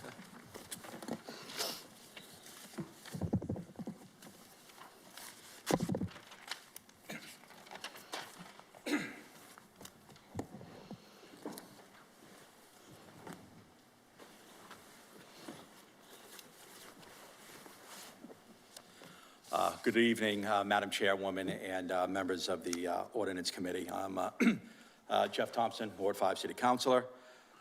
So we propose this ordinance today to begin the process of modernizing our city ordinances. We have found through some research that our C5 zone is it's not conducive to quality development. Currently, our C5 zone is professional office space. It is doctor's offices, medical offices, dentists, engineering offices, professional office space. We're finding that our C5 zones throughout the city is suffering from underuse and development due to the limitations of our current zone. So working with our city planner, we work together to find how can we better use these zones in our city. And we thought about attracting new, more modern industry. We know that New England and specifically Massachusetts is a area that is growing in the biotech, the pharmacy, medical equipment, communication, and information technology industries. Brockton needs to be on the forefront of attracting these industries. I have multiple constituents speak to me about, why do we have to travel to Boston for good-paying jobs? Why can't we attract those good-paying jobs to Brockton? And that's a great question. I think being on this city council for the past little over 2 years, we often discuss Brockton being more business-friendly. And what can be more business-friendly to our city by modifying and modernizing our current zone, commercial zone. And so it's really with great pleasure to be able to present this ordinance to this committee. Now, I just want to make sure that we kind of understand what this is. So I think there may be misconceptions about what we're actually trying to accomplish here. Now, C5, as I stated, is already professional office, and this is just an extension to that professional office space, most of these uses. I will come back around to independent senior residential, but for the research and development office or laboratory use, that is essentially professional office space. When we talk about these new modern industries, biotech, pharmaceutical, medical equipment, information technology, we find that for them to develop professional office space, they need a certain amount of laboratory space, research and development space that will complement their professional office space. They cannot manufacture, they cannot retail sale, they cannot wholesale. This is strictly for research and development on premises. That research and development area can be no greater than 25% of the floor area of their building. It's also important to note that we're not changing the ability to have different types of structures built in the C5 zone. The handout that Mr. May handed out shows what can be built in a C5 zone, and nothing is changing as to the minimum lot requirements, setback requirements, off-street parking requirements. Nothing is really being changed as to the height of the building. So what can currently be built in the C5, nothing has changed. If the C5 zone or the lot you're trying to build on does not meet the existing standards, then that building cannot be built or renovated to one of these new modern uses. So I wanted to make sure that was clear. When it comes to some of the specific uses, so I already discussed research and development with a laboratory space. When it comes to independent senior residential, when I first was speaking with Mr. May, I thought it was important that Brockton has some zone or some area in our city that would allow for our elderly to age in place. I just had a meeting with the CEO of OCES earlier this week, last week, and we discussed about Brockton's limited capacity for our seniors to downsize in their current one-family, two-family home and to remain in Brockton in an affordable, affordable living space. Most of our seniors, they have to leave our city after they downsize because we do not really have any independent senior residential space here in Brockton. A lot of our elderly, their doctor is here in Brockton, their family is here in Brockton, and we should make some effort as a city to keep our elderly in our city.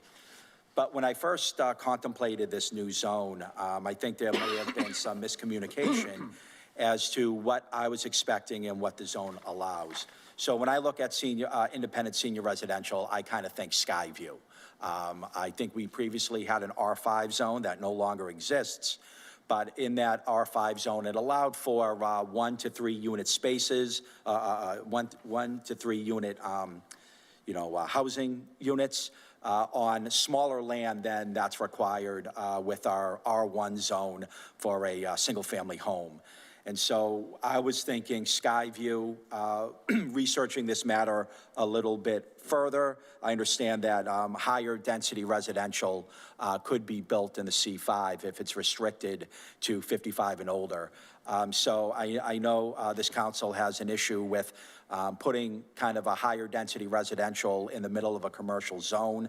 And I don't, you know, I don't really argue against that. I do believe if we have senior residential in the city, it should be more in the idea of our old R5 Skyview type of development, and not necessarily high density residential, high density independent senior residential. So at the end of this, I would make a motion to strike letter F from this ordinance. I'm going to have Mr. May speak more about the assisted care residential and the business incubator and agricultural greenhouse. But I just want you to know that currently our C5 zone does allow for medical facilities. It does allow for nursing homes. So the assisted care residential is kind of a similar use to the nursing home use. So I believe we need to be able to be a little more flexible, if not necessarily full-on nursing home, then, you know, maybe a lighter use in our assisted care. Again, our current C5 zones are underdeveloped. The current uses have limited development prospects. I think it's important that we modernize our zoning and add new industry to our zones so that we can attract high-paying jobs to the city of Brockton. And I believe that this ordinance does just that. Thank you. Thank you, Counselor. Don't cause a landslide. Yeah. Good evening, Director. Good evening, Chair. My name is Rob May. I am Director of Planning and Economic Development for the city.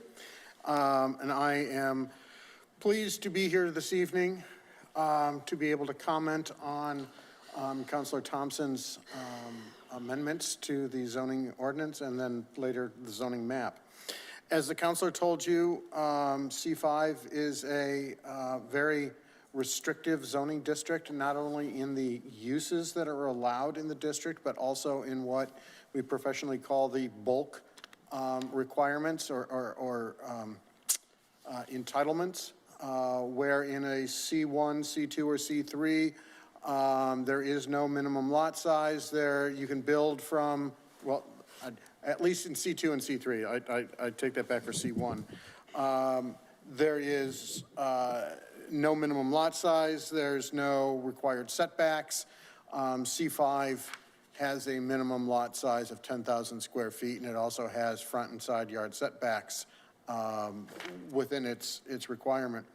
C5 also has, which is unique to this district, a floor area ratio requirement of 0.5. And the floor area ratio determines the maximum bulk of the building that you can build here. So, for example, if you had a 10,000 square foot lot, the maximum building that you could build at a 0.5 FAR is 50,000 square feet. The floor area ratio doesn't determine how that sits on the lot. The setbacks do, as does the maximum height of the building, which is 4 stories, excuse me.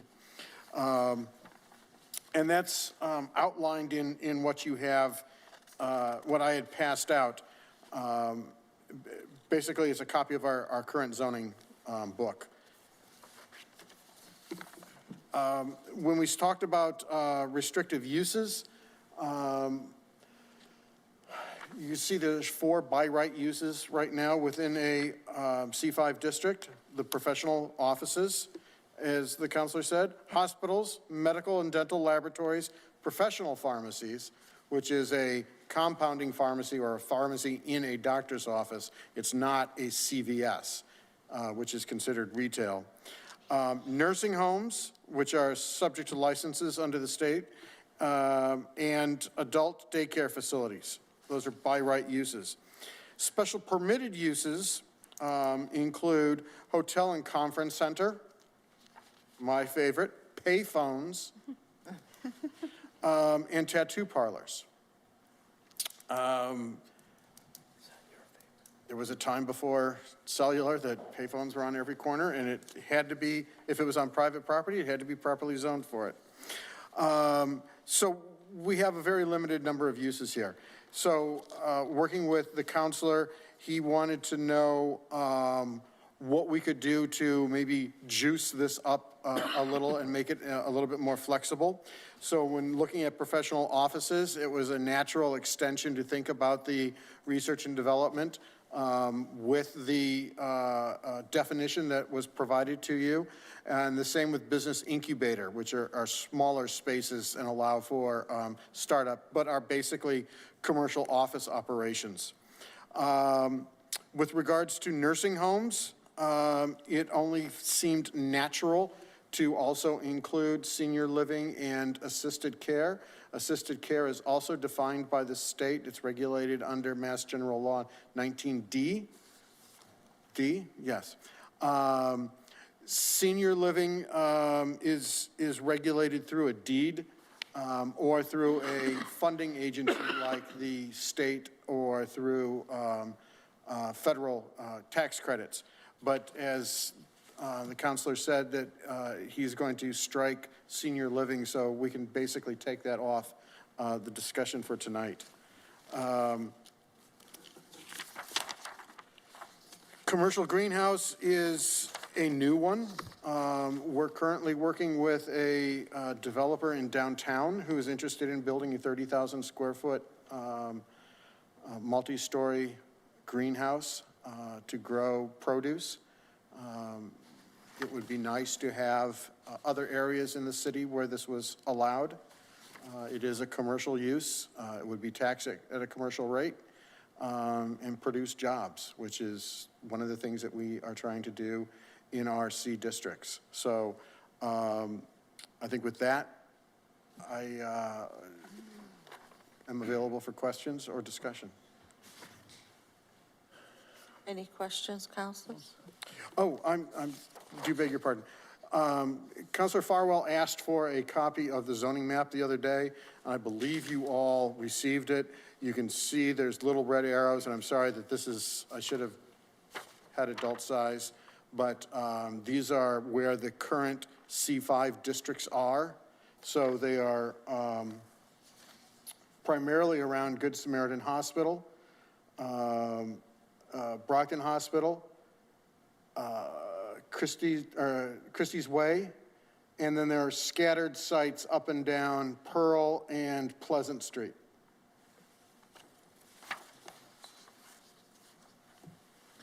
Mr. May, just, I don't know if I missed it, but did you explain what the business incubator was?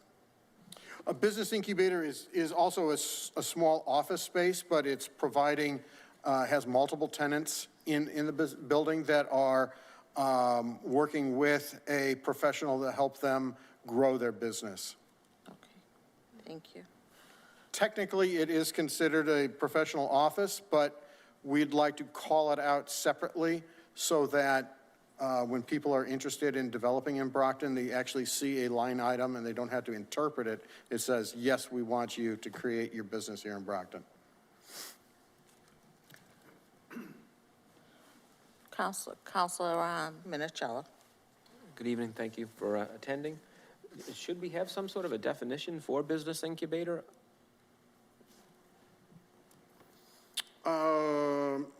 If you like, I can draw one up. Sure. Like the chair, I wasn't really sure what a business incubator is. Sure, so. I'd be happy to. Yeah, the contemplated, when we were discussing business incubator, the contemplated use is a shared office space where different entrepreneurs can develop a business and share costs. I mean, that's the idea. As Mr. May said, it is basically a professional office space. It just, we kind of wanted to add business incubator to make it clear that we're trying to attract people who want to start a business here in Brockton. Right, I believe Rockland has an area over by the Registry of Deeds, near the hotels over there, in one of the office buildings. And there's a lot of co-sharing and offices that operate that way. I think it's a good idea. I just think it would be, I think we should have some sort of a definition so that we understand what exactly that is. Under the agricultural greenhouse,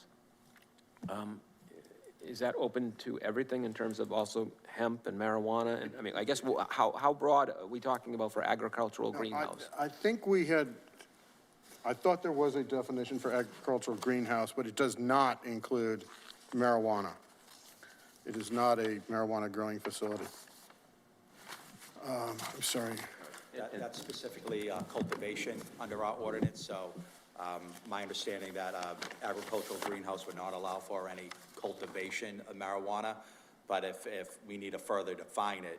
I'm asking, I guess maybe we should do to. that as well. I agree. I think the clarify. more detailed, the more that so it's not vague, the better it'll be that we don't have any issues in Not the a problem. future, so. And is hemp and marijuana one and the same, or is that a totally different, I guess, They are business? two different products. Hemp, though, you grow very, very long strands of it. It's not something you would grow indoors, unlike marijuana, which is small. So I guess if you're defining, I would exclude that also. If that should be included or excluded, I'm not sure how you'd want to do it, but. I think we'd exclude any hemp cultivation. Just to be on the safe side. Yes.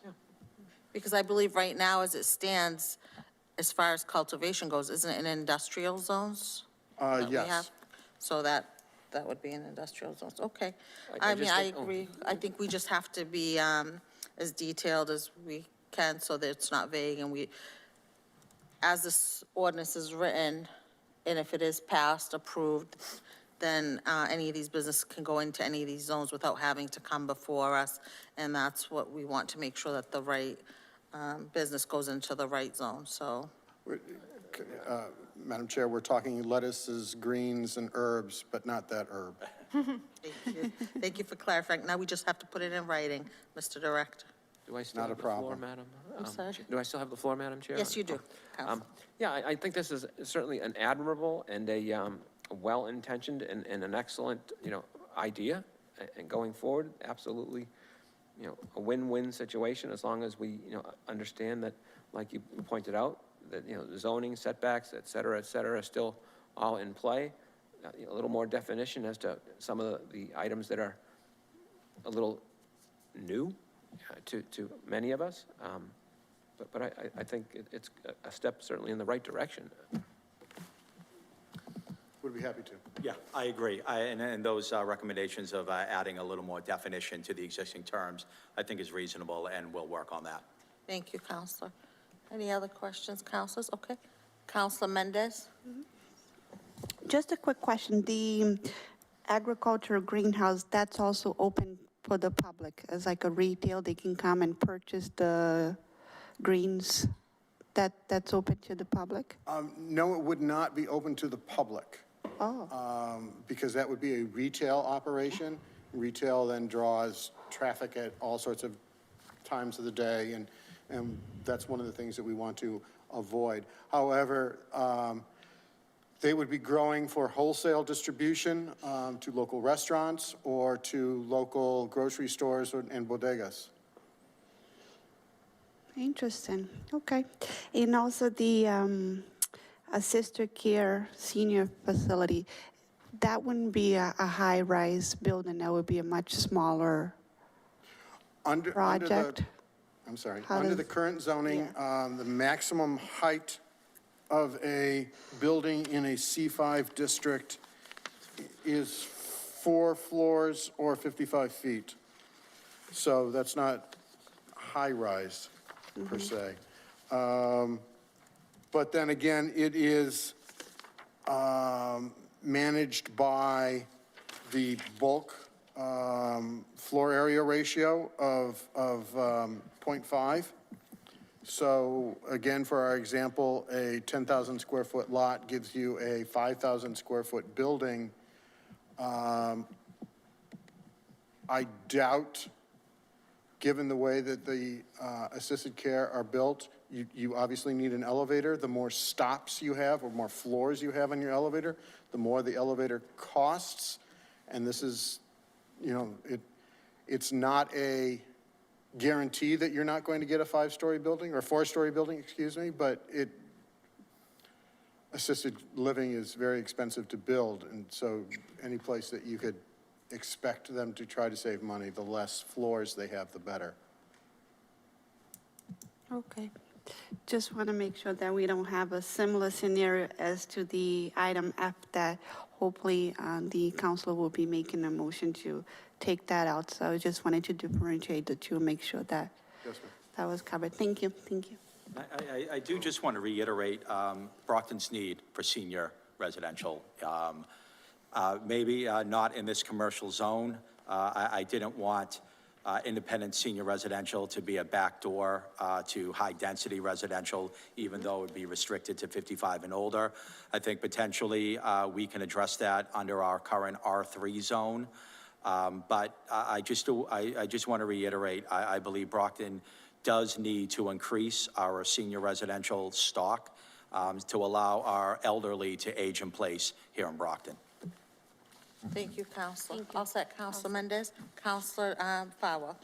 Yeah, just a couple of questions. You mentioned an agricultural greenhouse downtown, and I only see one C5 district that looks like it's on Pleasant Street, am I right? Just outside the center? I just don't see any other C5. The agricultural greenhouse that is being proposed for downtown is in the 40R district, which has a little bit more wiggle room as to what commercial development is considered.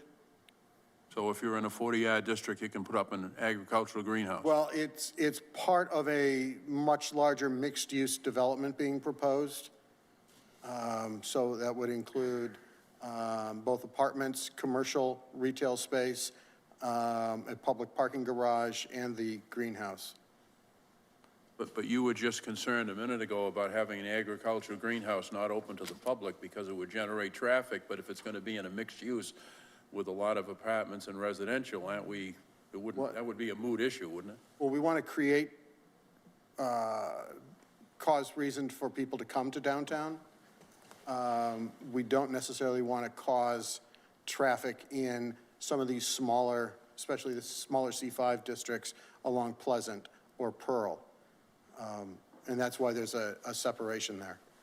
Okay, now, and we've got a lot of information about, obviously, the Christos issue, et cetera, et cetera. I don't remember seeing any study that focused on C5 districts in the city. And both of you have said that they're underutilized, and unfortunately, they're too restrictive, and they're not being well used. And maybe it's me, because I do a lot of reading, I missed it, but was there some study that looked at this smattering of C5 districts and said, wait a minute, you know, this isn't working, and these are the reasons why it's not working, and we surveyed people in the area, and we came up with data, and this is what we're recommending, and that's what has brought you here? Or how did we get to the conclusion that C5 is so underutilized and the zoning is improper?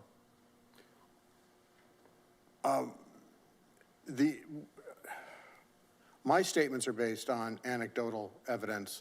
I did not say that we had done a study, but it is obvious by looking at the vacant C5 sites throughout the city that they're not being used, and there needs to be something to help them redevelop. Well, I'll pass this out to my colleagues here. It's interesting. I looked at C2 zoning, C5 zoning. Here's one for, and would you give one to Shannon? Yeah. There are a lot of permitted uses in C2 zones. Among others, you can do anything that's permitted in a C1 zone, and then there are about 16 different opportunities in a C2 zone, whereas, as you both gentlemen point out, C5 right now is restricted. And I guess that begs the question, why wouldn't we want to take the C5 zones and maybe cherry pick some of the other things that are allowed in a C2 zone and combine them to make it more attractive? If in fact we have a lot of empty space that's unutilized, I would think broadening the opportunity for the use of the C5 zones would be the way to go. And I mean, there are some in C2 that are I think are pretty interesting and might well, generate some new business.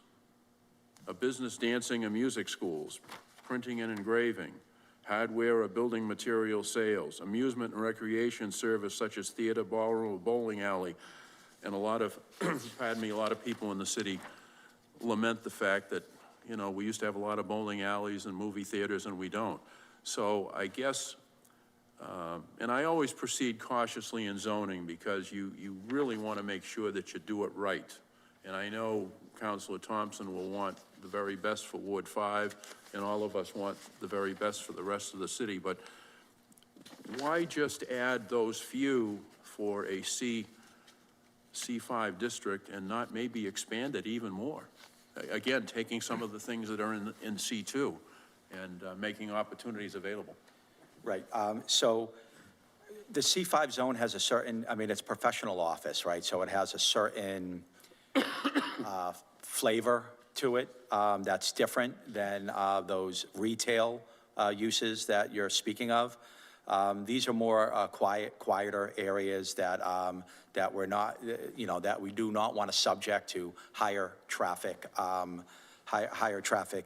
use.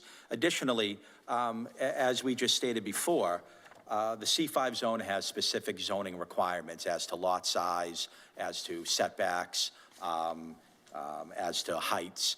Now, if you take a bowling alley or some other commercial use, an R2 use, they don't have as restrictive zoning requirements as to the building as the C5 does. So I don't think you can take a lot of those C2 uses and put them in a C5 zone because basically they wouldn't fit because of the restrictions that a C5 has as to what I just stated, lot size, height of building, setbacks, green space requirements, parking requirements. So it's just, it's kind of apples and oranges in a lot of ways. I mean, that's why your C2 uses are restricted to a C2 zone. I don't think it's really feasible to bring those uses into a C5 zone due to the differences of the zoning requirements as to the building itself. Well, I will say with all due respect to our zoning board, some of the requirements in our zoning are cast aside very quickly when they change industrial to residential zones and they waive height requirements, so you can always go in and get a variance for something if you have a compelling need. I just think we're talking about a change in all C5 districts throughout the city, and apparently, and tonight I guess is an example, I mean, there's just no one here from the public that I think either understands or has been, I guess, fully approached as to what might happen in a C5 zone. That I just want to go slowly. I just want to make sure that we educate the public on what's being proposed, that we, if we're going to expand C5 districts, we look at all possible further expansion to make those areas more attractive. There's one way down in the southwest part of the city. I know Councilor Azak has a couple up in her area. There's one over in, couple over in Councilor Thompson's area. I don't know, I mean, I've tried to study this as best I can, but I won't lie and tell you I might not need a little more time to get together with Legislative Council and see if there's further amendments that might be needed. But thank you. Councilor, I'm not opposed to having this issue remain open. I think it's important that we address those matters that you did bring up, further defining some of the uses that we discussed. Again, I want to begin the conversation. I'm not trying to shut down any dissent or, any voices. I want to work with all of you to make this zone a developable zone, a profitable zone for our city. And so I would not seek a favorable recommendation today. At this, I would seek a postponement to our next ordinance committee hearing.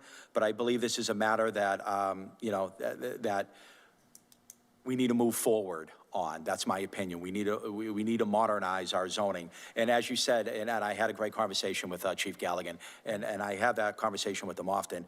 I think our city requires a wholesale review of our zoning. And, what do we want our city to look like? Where are the areas for, what zones make sense in what areas? So I expect to have that conversation with Mr. May and with the rest of you. This is the kind of, because of the Christos lot and the need to develop that lot, that's why I started with this C5 zone. But it is my intent to, broaden the perspective and look at all our zones and see not just the zoning uses in our existing zones, but the areas. Spot zoning is an issue, and it can be easily challenged and then hung up in court for an extended period of time. So I think it's it's on us as a city council and as a city to really identify the changing areas in our city and maybe take a look at what zone we should have in these different areas. And we are already in the beginning of that process. So I look forward to further discussing that matter with you all. Thank you. Thank you, Just a Councilor. last question for Mr. May. Would we have any funding to perhaps have an appropriate consultant take a look at C5 zones and give us some input, or am I twisting it? It's not my turn to bark up, sir. We are desperately in need of zoning overhaul. That is a message that I'll take back to the mayor to discuss as we're budgeting. It is a very long, arduous task, but it is something that a city like ours needs to go back and take a look at. It was passed in 1968. Hasn't changed much since then, but the world has changed dramatically since 1968. Because if we do it, if we really do a comprehensive I agree. zoning overhaul, you'll eliminate a lot of the variances and requests that go before the ZBA. And I think you'll have a much more fluid city reflecting the year 2022. And he's not here, but these meetings till 2 in the morning. Yeah. It's because everything is needs a variance. Yeah. Thank you, Madam Chair. All set, Councilor? Can the record show that I'm agreeing with Councilor Farwell? Right here. Thank you. Councilor Mendez. I just want to second Council Powell. Was that a motion to continue this? Because I do think that this is very important and I like it. And I think we're going in the right direction. But I would appreciate more time. Maybe it was my fault, but because it came from Councilor Thompson, I'm just thinking Crystal a lot. And then I realized it was the entire city. And then I felt behind and overwhelmed. And I was like, what? We're changing. So I would really feel much better if we can just continue to the next ordinance meeting. But I do think we're leading to the right direction. And I feel a lot better after hearing the presentation tonight. I think you do really put in a lot of thought and effort into this, and it's great. And I appreciate it, but I would appreciate, I'll second Council Powell's motion, if that was a form of a motion, or when he makes a motion. It's a hearing, so once Okay. the hearing is closed.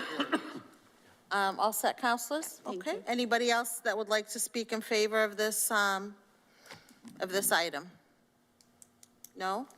With that being said, I close that portion of the hearing.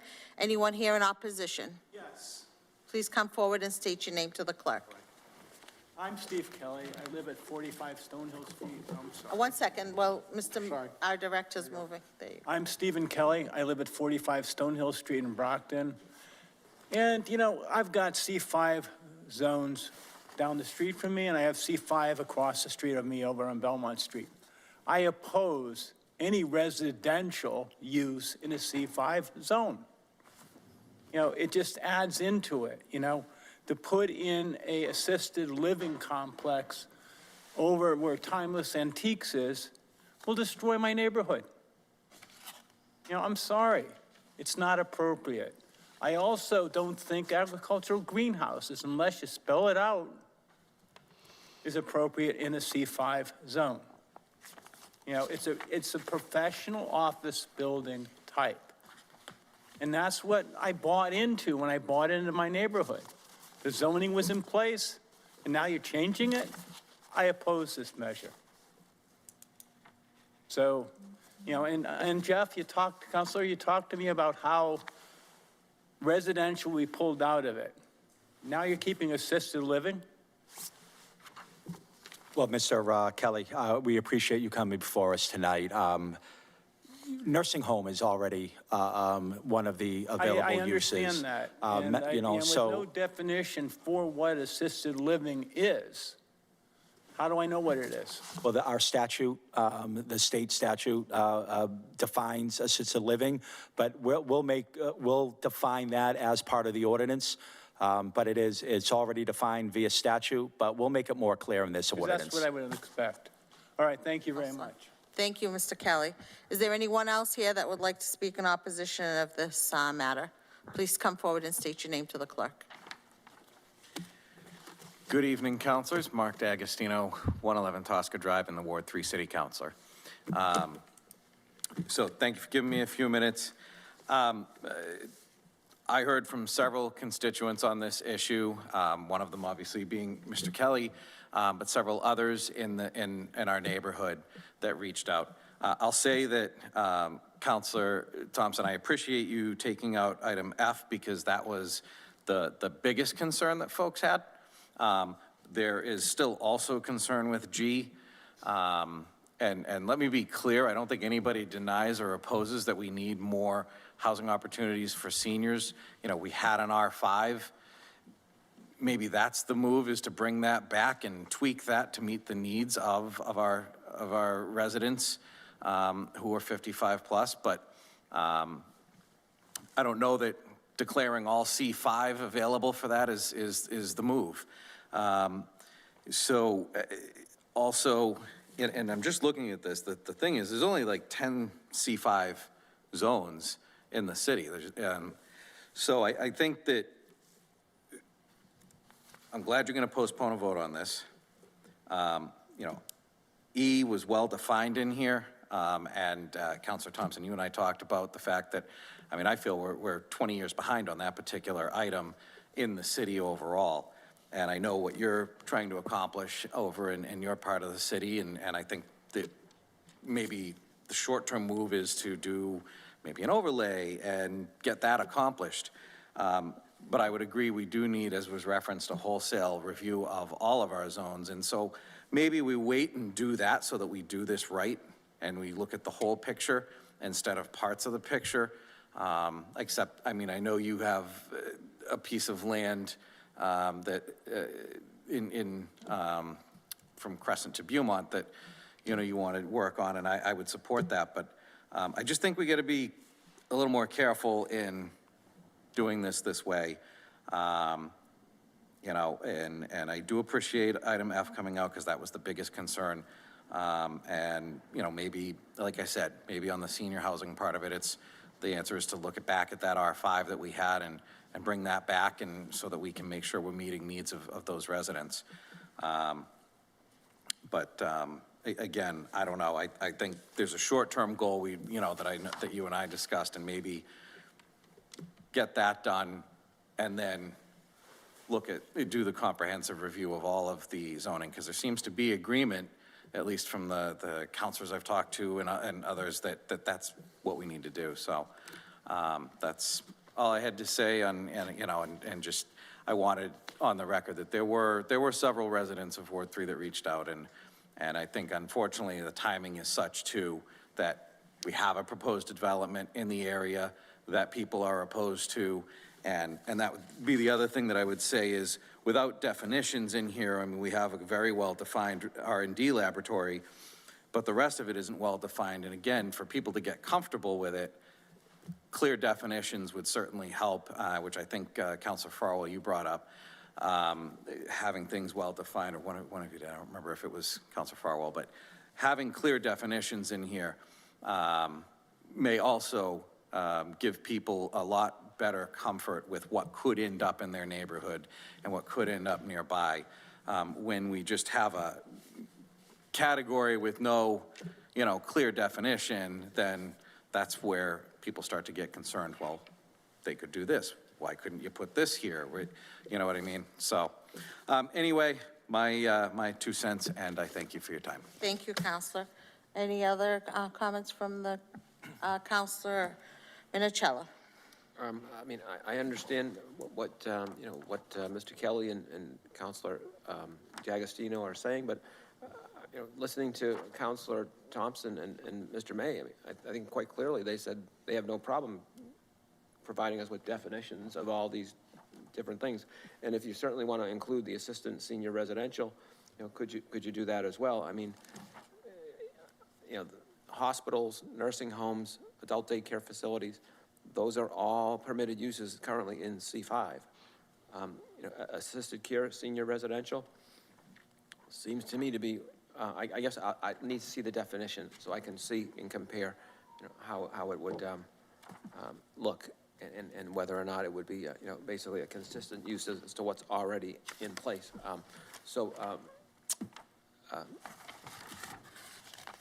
Please do exactly what you said you would do, so. Oh, definitely, and I agree with that. So at this point, if there's no further. No, this is a hearing. Sorry, I apologize. No worries. Are you all set, councilors, with your comments? Perfect. I'm all set, yep. I just have a couple of things to ask Mr. May, Planning Director. So, first of all, once we close this hearing, you've decided that we're going to come back with clearer definitions. And if this was to move to be postponed, we, as a committee, I would like to see who else should we invite, or what are we looking to see at the next meeting? So to kind of, if you feel that we need to invite somebody else with Mr. May, with yourself, Counselor, or if we need to, who else we need to discuss this with to help this move, to make the right decisions. So I look for those, you can send us emails, let us know what else we need to do to kind of work on this. So before we get to the next meeting. Councilor Fowler. Madam Chair, not to muddy the waters too much, because I know Councilor Thompson wants to do what's right, especially for Ward 5, but for the city. In a minute, we're going to broach the subject of the Christos area. And you're going to notice that the report that we were given, it's 3 years old.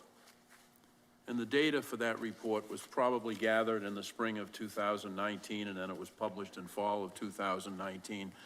And let's face it, the world is a very different place.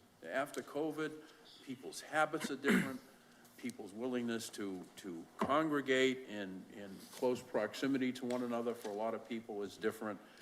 And I'm just wondering if we shouldn't ask Mr. May to carry a message to the mayor that somehow we'd like to have an updated study, that we would like to have something more than data and observations and anecdotal comments and comments from residents. And I know Councilor Thompson took the initiative to have a citizens meeting on the Christos area, but I think we would do ourselves a disservice if we focused on a report that's 3 years old. And I don't know how you feel about that, but now there's going to be twice in a row at night that you and I may agree, but I do think that you should be given some funding, or we should find the revenues needed to do an updated study and make sure we get it right. That's 2. Should we try for 3? Don't push it. Don't push it. Don't I'm push sorry. it. I'm sorry. And I'd be happy to get to Christos in a moment, but if. So we're going to move on, so I just want to make sure that on this item, that moving forward, we get, Yes, ma'am. Clearer definitions, and then please email us, whatever ideas. I will say one thing, and I meant to say it at the beginning of the meeting, it's a little bit of housekeeping, but when you have something, or department heads have something regarding an ordinance that's coming before us, it would be great to send that information to the clerk's office previous to the meeting. That way we all receive the same information in the packets from the clerk's office instead of, I know councilors kind of emailed back and forth, but it gets a little crazy. And then as we've seen tonight, we miss things and either we don't get them or we miss them. So it's best to have them sent to the clerk's office with Attorney Resnick CC'd on them. That way, when our packets come, they come to us, they're already, the information's in them, okay? Perfect. Anybody else here in opposition? If not, then I close that part of the hearing. Councilors, right now, I will entertain a motion. Thank you, Madam Chair. I make a motion to postpone this matter to the next ordinance committee meeting. Constitutional rights, whatever. If she closes the hearing, Yeah, you weren't supposed to close the Oh, hearing. you can't reopen. Yeah. okay, If you keep the hearing, if you close the hearing, then we'd have to re-advertise. correct. So we are leaving the hearing. I will correct that. We are leaving the hearing open until the next ordinance meeting. Yep. Thank you, Mr. May. I was supposed to remember that. Counselor Thompson, there's still a motion to, There's a motion on the floor. I don't know if it's been seconded. motion's been made and properly seconded to continue the hearing until the next ordinance meeting. All those in favor? All those opposed? The motion's continued until the next ordinance meeting. Thank you. Public hearing, number 6. Ordinance, amendment to zoning map for parcel IDs identified. Be it ordained pursuant to section 27-5 of the city ordinance zoning map, whereby reference is made to an incorporation of said boundaries of each of the zones established as shown on map entitled The City of Brockton, Massachusetts Zoning District Map, dated November 10th, 1967, and thereafter amended, that said map be amended to reflect the following zoning changes.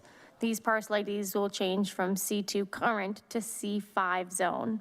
143-237, 143-092, 143-093, 143-095, 143-097, 143-098, 143-087, 143-086, 143-085, 143-084, 143-088, 143-236, 143-077, 143-078, 143-079, 143-080, 143-081, 143-090, 143-082, 143-089, 143-083, 143-236. Invited to attend, Jeffrey Thompson, Ward 5 Counselor, Rob May, Executive Director of Planning and Economic Development. Thank you, Madam Clerk. I hereby open this portion of the hearing. Is there anyone here in favor? If so, please come forward and state your name to the clerk. Would you like to go first? You're so much more eloquent. I don't know where my, Where your notes went? I don't, Excuse me. Sorry, I had notes, I think, That's potentially okay. they got.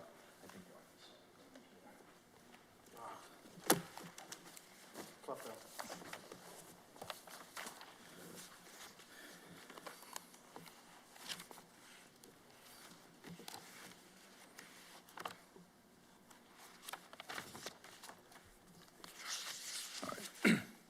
I apologize, Madam Chair. I misplaced my notes for a second. I have them now. No problem. So, again, good evening, Madam Chair, members of this Ordinance Committee. I'm Jeffrey Thompson, Ward 5 City Councilor. Tonight's ordinance is the discussion of the Christos lot. Now, the development of the Christos lot is one of the most important development projects in this city. And it is important that we get our plan right. Now, over the past 5 years, the city has engaged the Metro South Chamber of Commerce, the UMass Donahue Institute, and the Urban Land Institute to conduct use studies to determine how to properly develop this property. Now, a use study looks at the location, the property's location, the infrastructure available, and the zoning to determine its best use. Now, all the studies have agreed that the best, highest value for Brockton is to keep this property a commercial zone, and I agree. But the current zoning for this site, which is C2, general retail, general office space, the studies show, and they all agree, that there is a little demand for new construction general retail, and due to the distance from the highway, there's very little demand for general office space. Now, general retail has taken a hit. You talk about times are changing, and you're absolutely right. And I think just in the past few years, the use studies become more prescient with the fact that retail has taken a hit throughout the country. Amazon has taken a lot of traffic away from retail areas, and your Walmarts, your Targets, and your Dollar Trees and Dollar Generals have really, really cornered the market for high-end retail, mid-level retail, and lower-end retail. So there's been a lot of consolidation in the retail market. And so what general retail finds is it is much more cost-effective to move into existing retail space. And this happened just recently over in the East Side Plaza, where Family Dollar left the plaza and moved over to the old Rite Aid on Center Street, an existing retail property. And again, as I said, for general office, this is just too far from the highway. So in the alternative, these studies looked at residential. And so what I did with Mr. May is that we took a look at 5 different residential scenarios, ranging from single-family developments all the way up to high-density residential. And when I say high-density, I'm looking at about 150 to 200 units in the development. So I brought this to my constituents in September of 2020. I held a constituent meeting over at actually it was in the height of COVID, so it was done via Zoom. And it was well attended. And the feedback I received from my constituents was clear.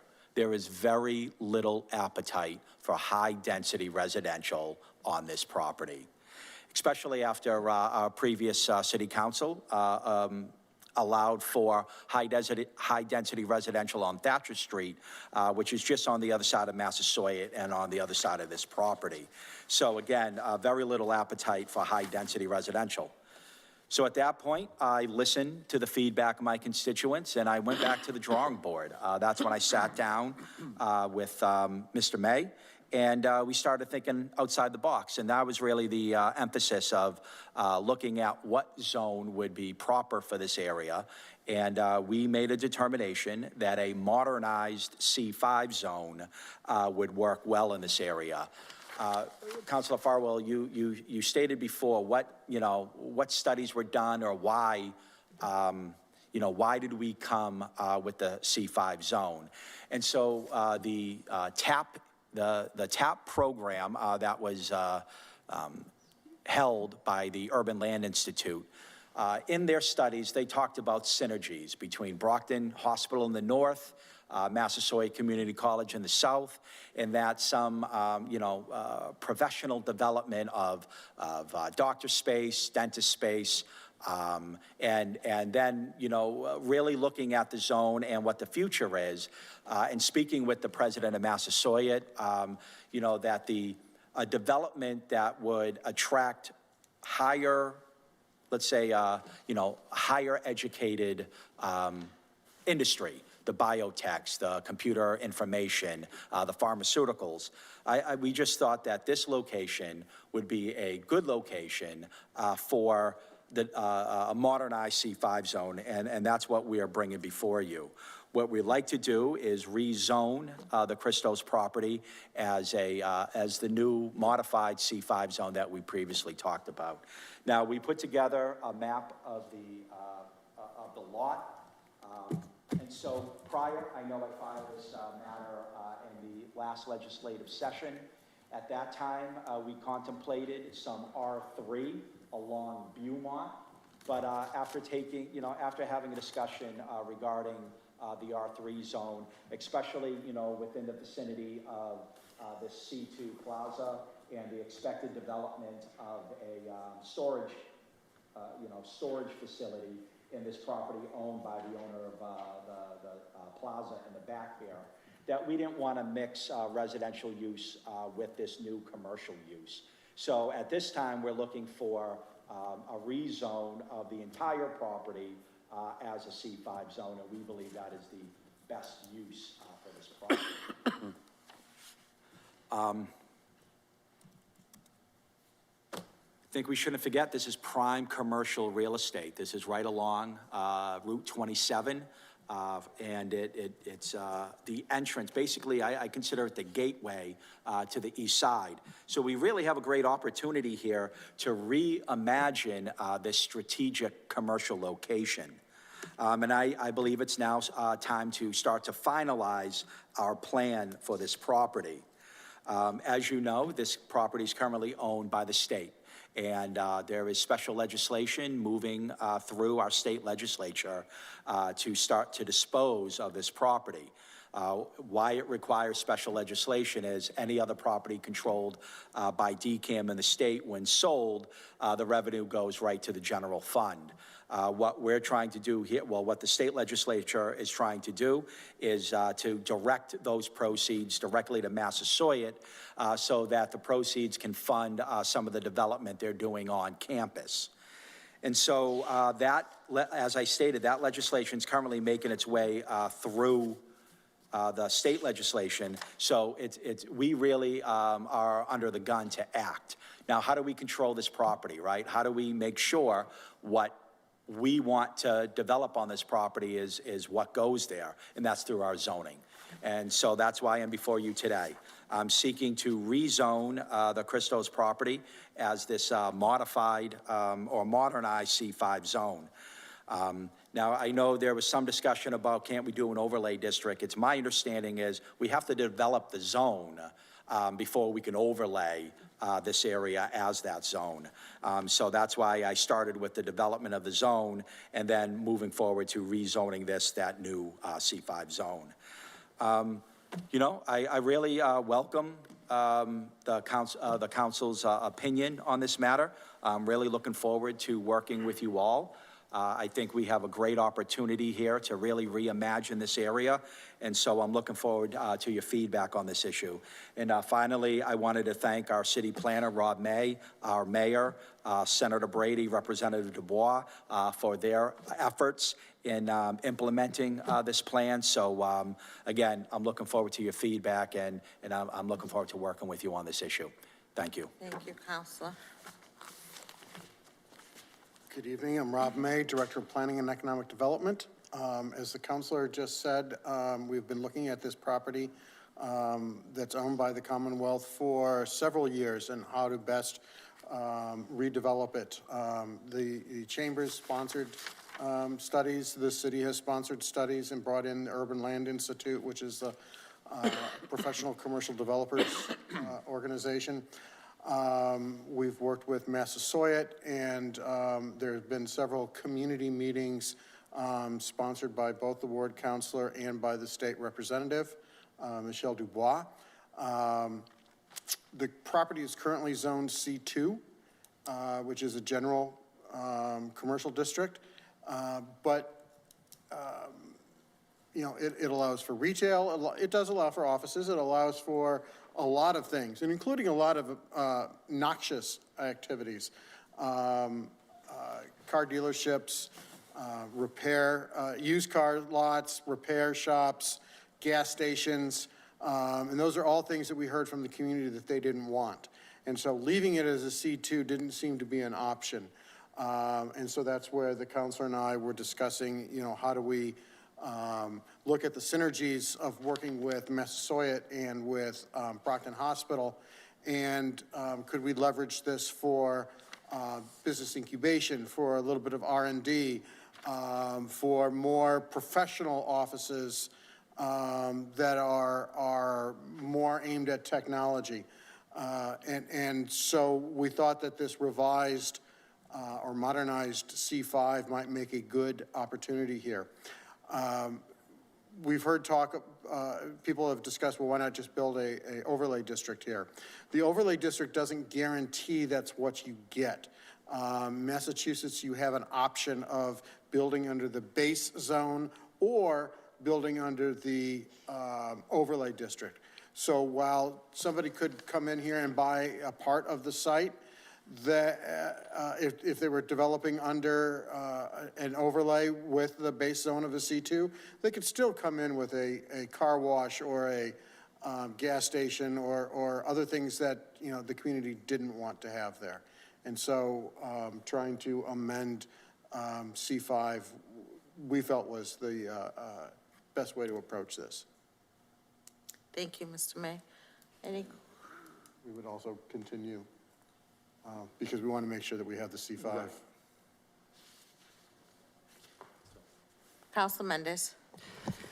Thank you for being here. I like this map much better than the other one we had before, because I did attend that meeting, and yes, people did not want any residential density buildings there.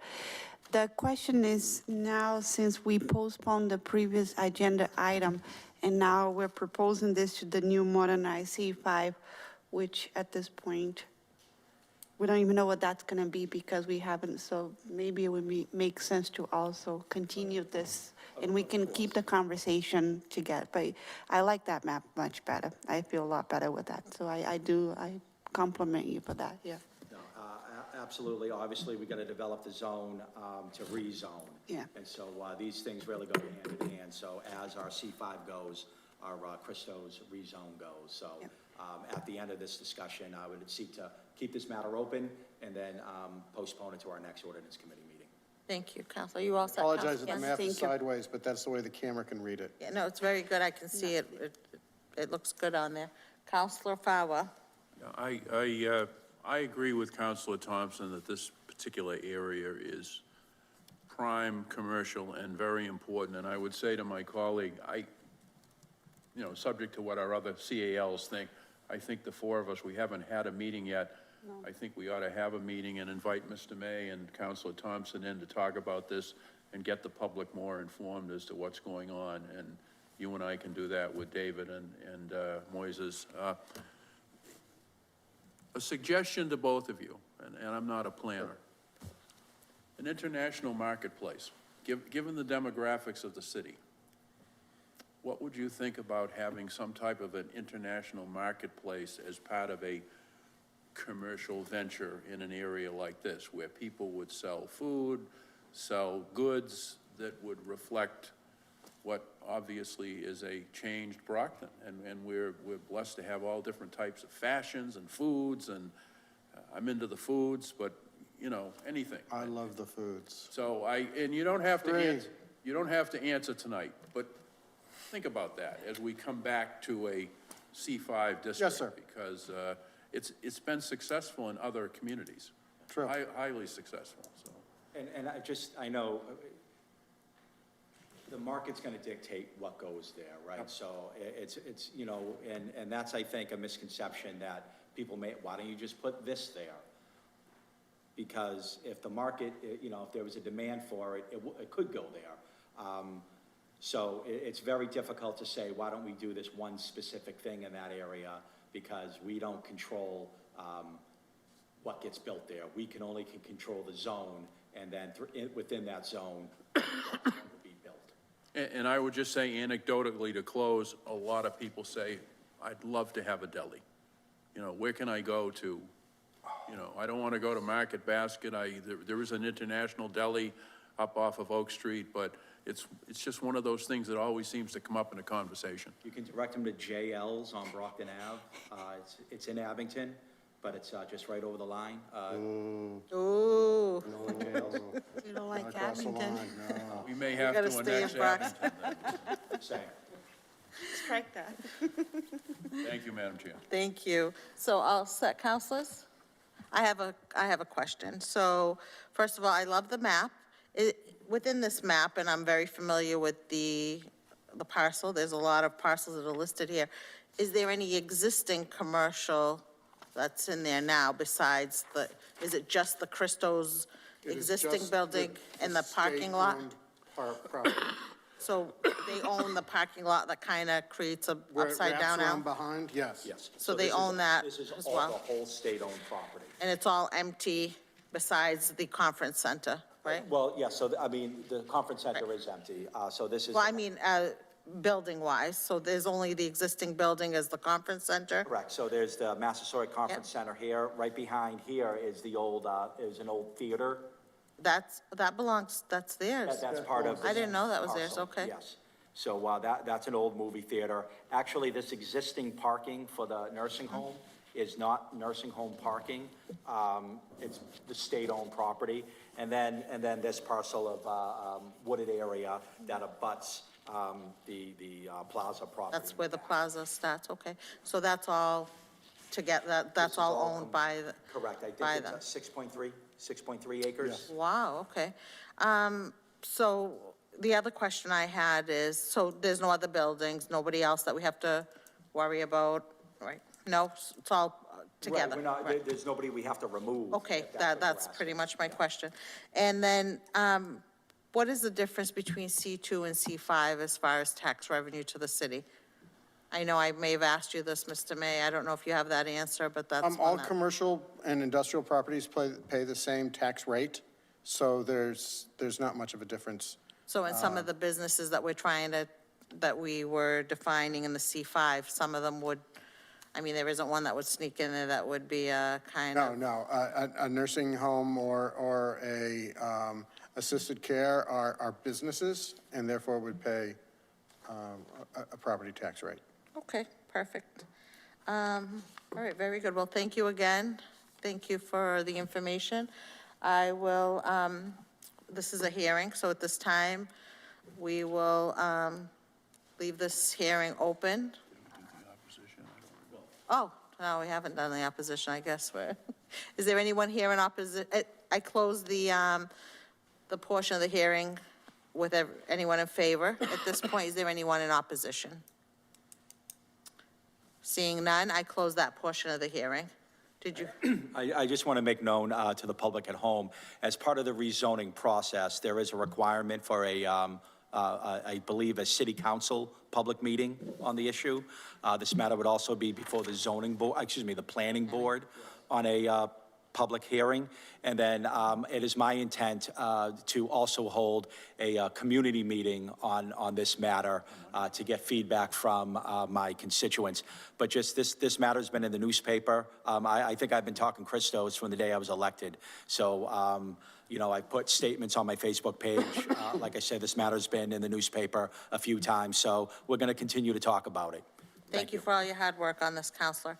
Okay, so that portion of the hearing is closed. Now we will entertain a I move to continue this hearing to the next ordinance committee meeting. But you Second. need to keep it open. Yeah, it Yeah, is but I closed the Speaking of opposition part. opposition, It is open. Okay, thank you. Just check it. Second, so now we Second? vote?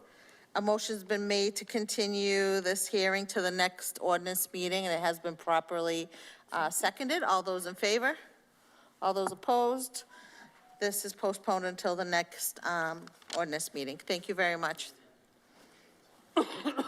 Item number 7, ordinance, an ordinance amending Chapter 23, Water, Sewer, and Sewage Disposal, Section 25, Fees and Charges, be it ordained by the City Council of the City of Brockton as follows, that the City Council adopt the following amendment to Chapter 23, Water, Sewer, and Sewers Disposal, Section 25, Fees and Charges.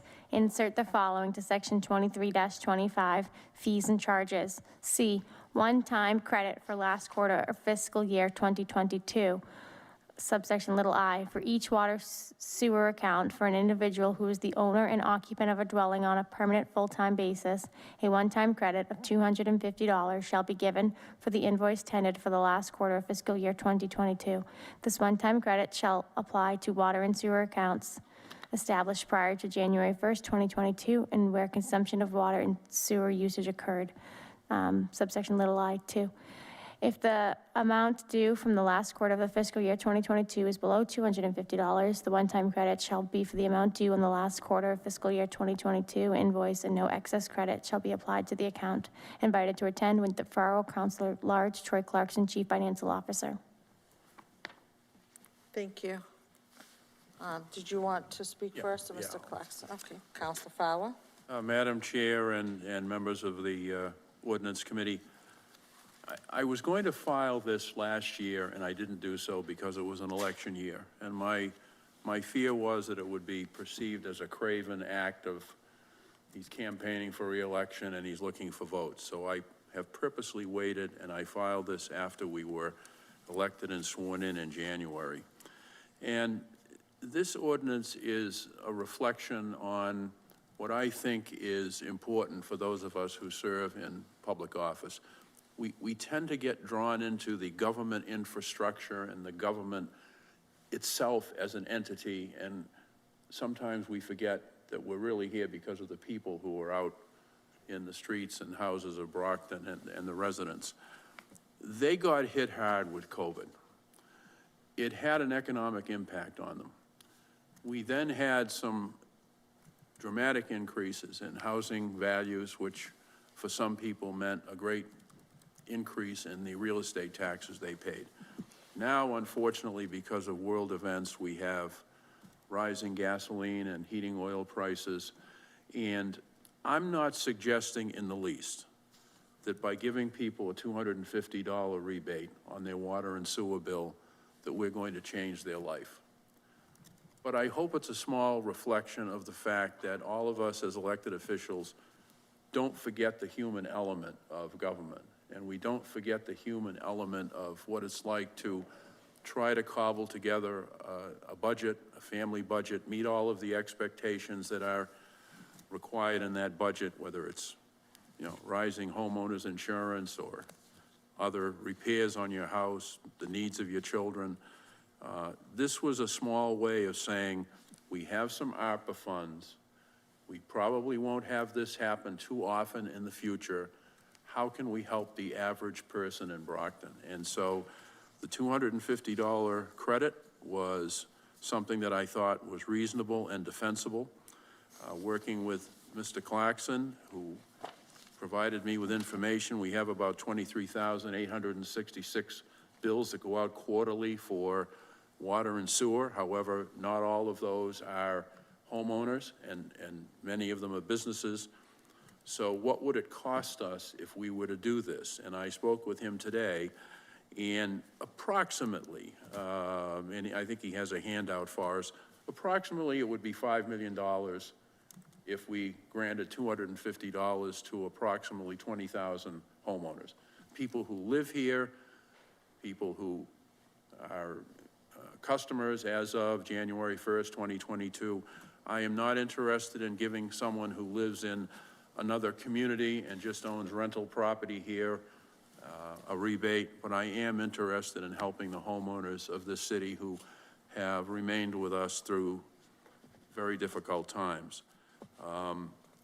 Mr. Clarkson can certainly speak to the issue. I would say to those who might say, wait a minute, if you're going to spend $5 million, there are all sorts of needs in the city. There are infrastructure needs. There are repairs that need to be done. The fact is, we've already spent ARPA funds helping people because we used ARPA funds to settle collective bargaining agreements, and we provided stipends to frontline and essential workers who, as part of their collective bargaining settlement, were given funds. And I tried to do a quick analysis based on the documents that I had at home from when we settled those contracts, and I came up with $3,650,413 was spent from ARPA funds to settle those contracts. So helping out residents, the way we helped out our employees, I don't have a problem with that. And again, if it's not a life-changing amount, but to me, it reflects who we are as elected officials. We never forget where we came from. We don't forget that people are struggling. And if it helps in a very small way for someone to have that little bit of a rebate on their water and sewer bill, then I think we've done the right thing. And with that, Madam Chair, if Mr. Clarkson wants to add to our prior conversation, I'd welcome it. Thank you, Counselor.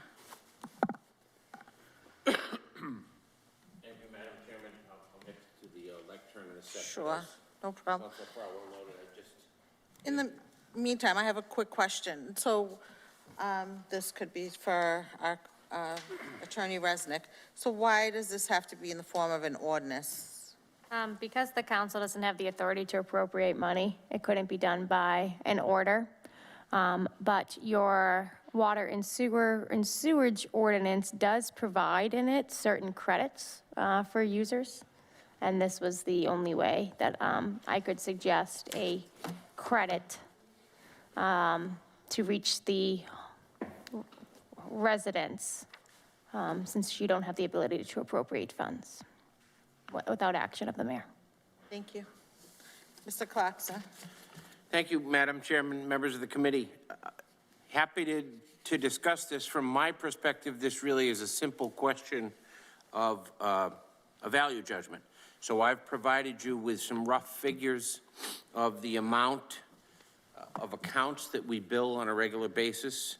As you can see, but for the benefit of the folks watching, there are just shy of 17,000 single-family residential customers for water, a little over 2,100 condos. If you add them together, a $250 rebate would cost about $4.7 million. Depending on how you define owner-occupied in the ordinance, there are some 2- and 3-family homes that are owner-occupied, so some of them may or may not be eligible for the rebate. So it could cost you over $5 million. I think Councilor Farwell really outlined the judgment that's before you as the ordinance committee.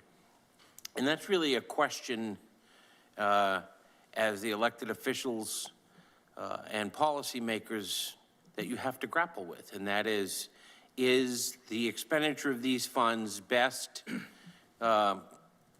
conducted as a rebate to the residents or an investment in the infrastructure? And that's really the question before you. The mechanism exists, as the Legislative Council has suggested, to do this. I've been before you and will appear before you with the mayor again next month and discuss an extensive list of projects. This would impact that, but it's for you to decide whether or not you'd prefer to expend the funds in this fashion or in subterranean infrastructure projects. I'm happy to answer any questions, but I do believe that it really is that simple. Thank you, Mr. CFO. Questions from the committee? Okay. Councilman Minichiello. Hi, good evening. So is it limited to single-family residential dwellings?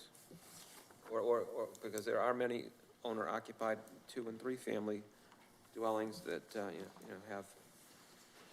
So the ordinance as drafted, and I would defer to the author, but that's why we gave you different figures, because the way it says, for each account, for an individual who is the owner and occupant of a dwelling on a permanent full-time basis. So I think you could interpret from that could include single-family homes, condos, multifamilies, if the owner indeed occupies. And then with regard to the owner-occupant, an individual who is an owner and occupant, I mean, for estate planning purposes, many elderly people put their properties in trust for Medicare purposes or otherwise. I mean, technically, they're not owned by an individual, but I guess, is it specific to individuals, or are trust properties also included, as long as the owner is as long as the occupant, you know, is the owner via a trustee who is the designee and/or the owner of the property for the trust. That nuance certainly exists. What I would suggest is that for the purposes of discussing the impact of this, we really consider the intent. And I think since the author is among us, we can learn of that intent from Councilor Farwell. I think should you decide to proceed, then we'll need to answer those questions from a legal perspective. But I think tonight's discussion is really, what's the impact of the intent, and do you support it? And then I guess this is a legal question. Constitutionally, can we be so exclusatory in terms of excluding, you know, other, you know, I mean, we're basically saying it's owner-occupied individuals right now. Yes, because I think the credit that is in there, I think that there's like a senior or elderly credit that's in there. So in that credit that you're already applying, it already excludes a separate class of persons. So do you think this would survive constitutional muster if some, you know, savvy developer says, well, wait a minute, why aren't we getting, you know, this credit? That's policy. You know, that's something that the council has the right to speak on, where they want the funds to go to. I think I just worry about whose job is it to determine who's living there on a permanent full-time basis. I think that's probably where the gap is in this, but there's drafting ways you could figure out that, like, you have to submit it by a certain deadline and something like that to make it work. Just a point of information. Council Fowler? Just as a point of information, if you are getting a water sewer bill and it's being mailed to an address in Brockton, and you are in fact paying that water and sewer bill, that is the person that would be eligible for rebate. If you're living in Wayland and you own a 3-decker in Brockton, you own a house in Brockton, and you're getting a water bill mailed to your Wayland address, you would not get a rebate. That was my intent. And how we word that is I would defer to legislative counsel. And then, Mr. Clarkson, you mentioned that, you know, if the monies were not credited, basically the $5 million or so would go towards investment in the infrastructure. That's where so it's sort of provide the credit to the tune of approximately $5 million. But if you did not provide the credit and the $5 million remains, the use of that money would end up going towards the infrastructure, improvements of the current infrastructure? Yes. Okay, and can you just, I guess, inform us in terms of, you know, what types of needs currently exist?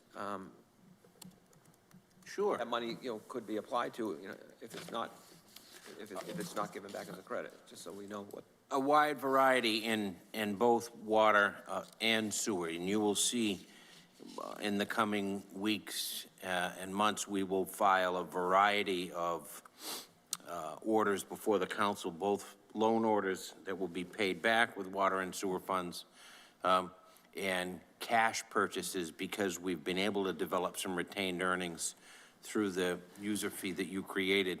So just to give you a smattering of examples, we've talked many times in this room about the need to replace water and sewer pipes, particularly water pipes that in some cases are more than 100 years old.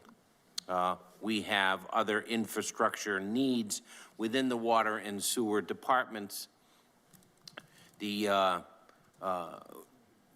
a project, as you know, many years ago, there was an incinerator on site at the wastewater treatment plant to treat some of the byproduct of the wastewater process. We're looking to modernize that in something that is much more environmentally friendly and meets today's air quality standards. That's about a $30 million project. We're looking at substantial federal assistance with that, but will still require some commitment on the part of the city. Some of the some of the main lines that bring the water in from our various sources, whether it's the desal plant in Dayton or over from Silver Lake. Some of that infrastructure needs to be replaced. Just some general upgrades in both treatment plants. Obviously, there is, connected with the replacement of water pipes throughout the city, there's related road work that I know has been expressed by all members of the council as a priority. So that's really just a smattering of the variety of projects that are before us. Thank you. Thank you, Madam Chair. Thank you, Counselor. Counselor Thompson. Thank you, Madam Chair. You know, we are in the people business, but we're also in the infrastructure business. You know, I have a real hard time taking money from an account that we just last year kind of, you know, put together, or maybe the year before that, put together to address our infrastructure needs, our critical infrastructure needs. You talk about 100-year-old pipes. The Ward 5 is lined with 100-year-old pipes. You know, so I just, you know, it's a cost-benefit analysis here. What's more valuable to our residents?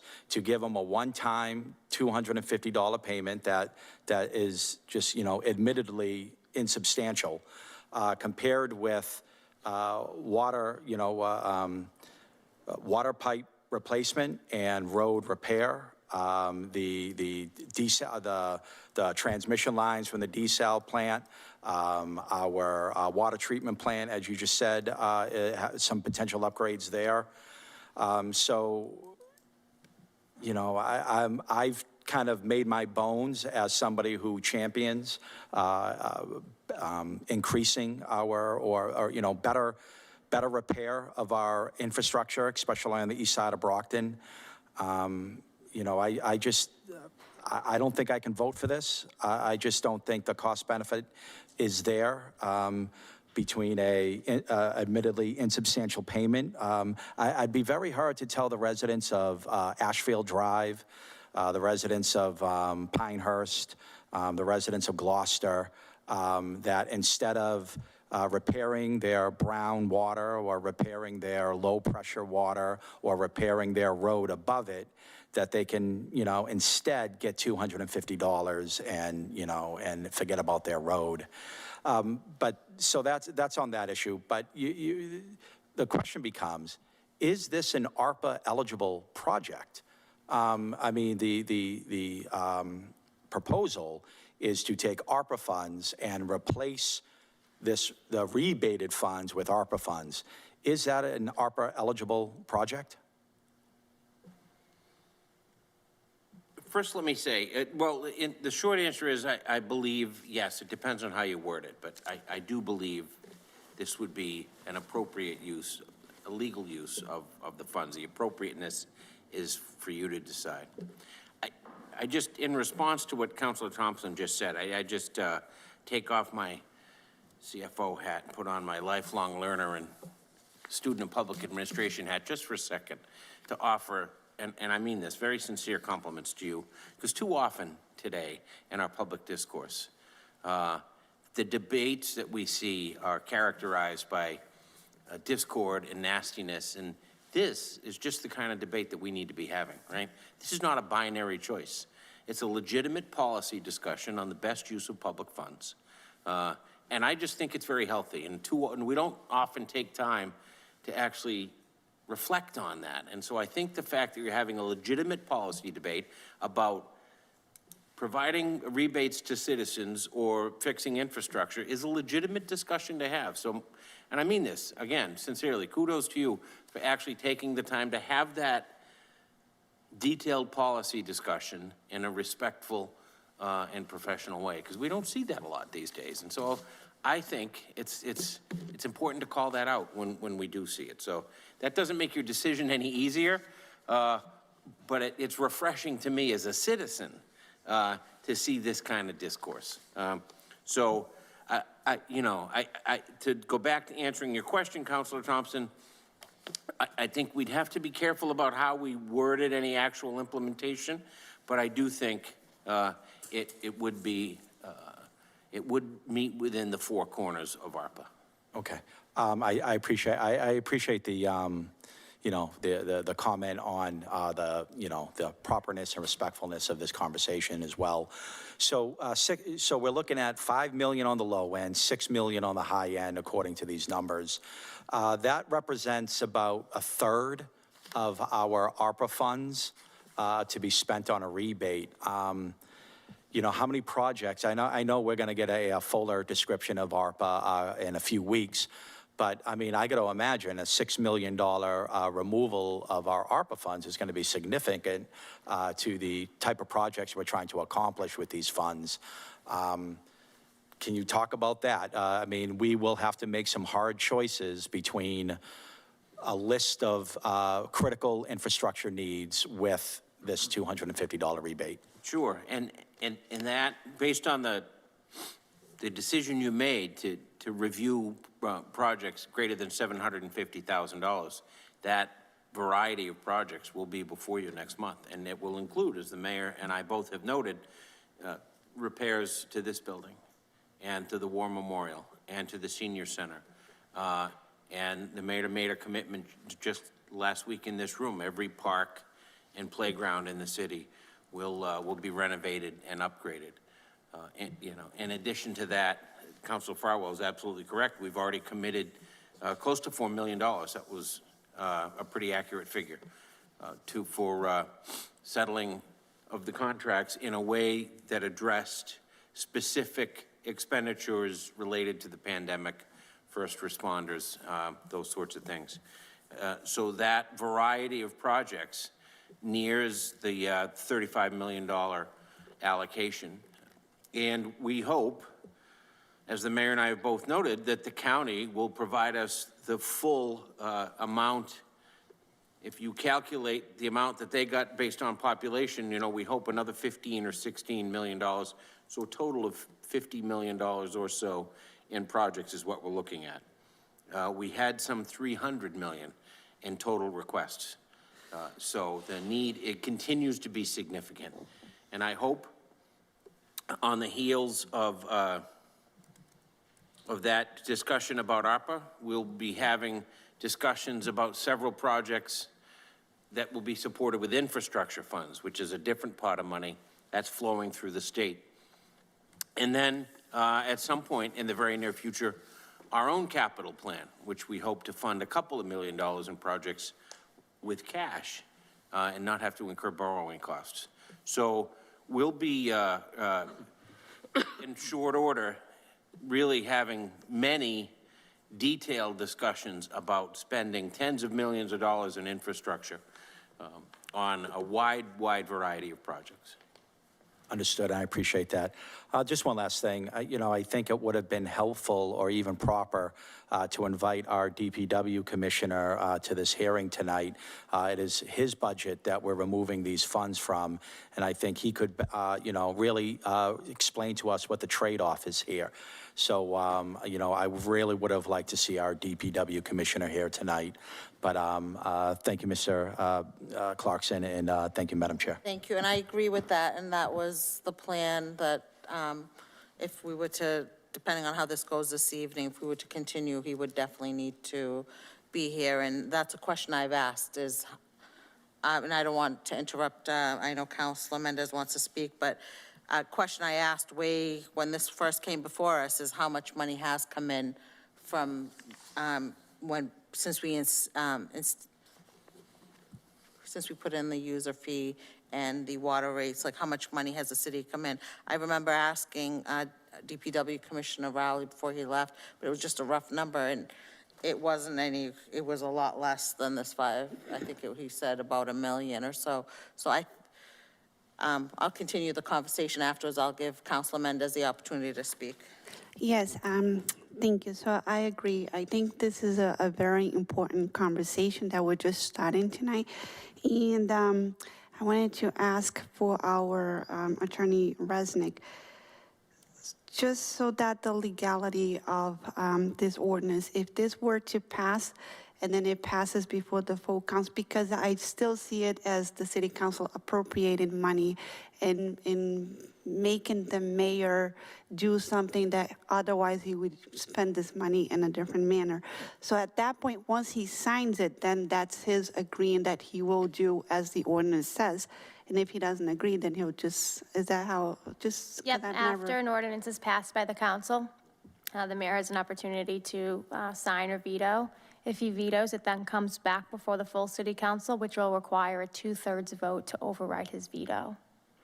Yeah, because the collective bargaining, that was all done through the mayor's office and the CFO, and it came before the city council, and then we just approved the ARPA fund. And this is the first time that I've been asking to do the opposite, so it's just confusing.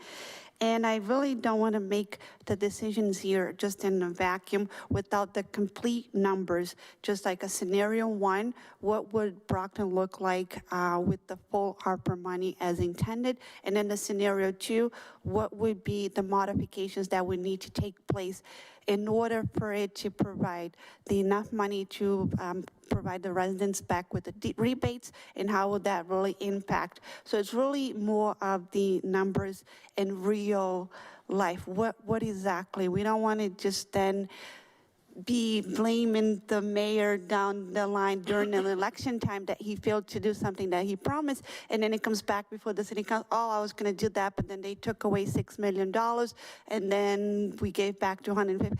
So really, what exactly are we voting on here? So it's premature to take the vote here tonight, so definitely continue this, but it is a great conversation, a great discussion, but I don't think we have the DPW commissioner. We don't have all the numbers and facts, and we really can't make a decision tonight, but it's a great starting point.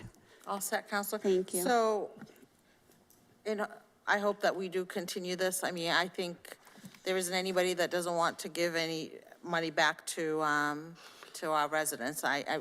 You know, it isn't a question whether they deserve it or not. Everybody has been through very hard times in the last few years. We would love to just pass this and say, yay, we're sending everybody a little bonus check, just like the, federal government does. But we have, we're a city and we're trying to do the responsible thing. So I think if we were to postpone this and get, maybe next month, we'll know a little bit more where we are with the ARPA funds, with the Plymouth County, make sure we're getting what, that we're agreeing on the same number.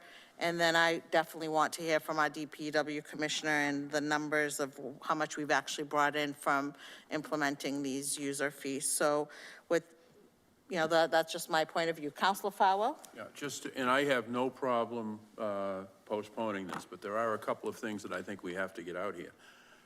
ARPA funds were designed for a whole host of uses, including addressing the economic impact that COVID had on residents. You're not taking $5 million away from the DPW commissioner. And that's one reason why he's not here, and I'm not sure that would be relevant. The mayor has already promised $2 million to nonprofits. And those nonprofits may very well serve people who don't even live in the city of Brockton.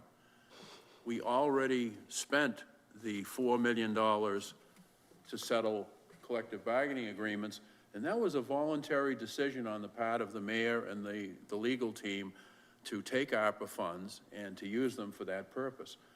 And I don't want us to forget that you can talk about ARPA funds, you can talk about any grant funds you want. It's taxpayers' money. The only reason why we have ARPA is because the residents of this country pay income taxes and sales taxes and use taxes. It all goes into the Treasury of the United States, and then the Congress saw fit to appropriate and pass the American Rescue Plan Act, ARPA, and provide funding to communities. And it's not 18 million, it's 35 million. We got 17 million last year. We're going to get 17 plus this year and 18 million from the county. That's a total of $53 million in ARPA funding. And this ordinance simply suggests that 10% of that go back to the very people who paid their taxes, who pay their fees, who pay their sewer and water obligations, and we help them out a little bit. So I agree it's good to have this public policy discussion, but I don't want it to end up that we're taking money away from doing streets and water mains and infrastructure. If this passes, we're taking a portion of those ARPA funds, and that may cut back on some of the other issues that the mayor intended to address, but not necessarily the infrastructure in the city. And I would make a motion, well, wait a minute. Oh, This is not a hearing, though, is it? No, it's not a hearing, but before you make the motion, so just back to the DPW. I know this doesn't have anything to do with the DPW, but we're calling it a rebate with comparing using numbers from the DPW. Then in that case, if we're not going to, bring in the DPW commissioner for his view or his thoughts on this, or discuss how this affects the DPW, budget or the work that they want to do on infrastructure, then maybe we should just call it something else. Do a $250 rebate to all the homeowners in the city of Brockton. Well, it's revenue neutral to him, because whatever the rebate is, he's going to get ARPA funds to replace his budget. So he's not, the DPW commissioner would not suffer a loss. Okay, and that's why we're asking to have him here to have his point on this, to have him be part of the discussion, I believe. Well, if I were the DPW commissioner, I'd want the $5 million. Can I just clarify something? If the intent is that the credit be supplemented with ARPA funds, that's not what's in this ordinance.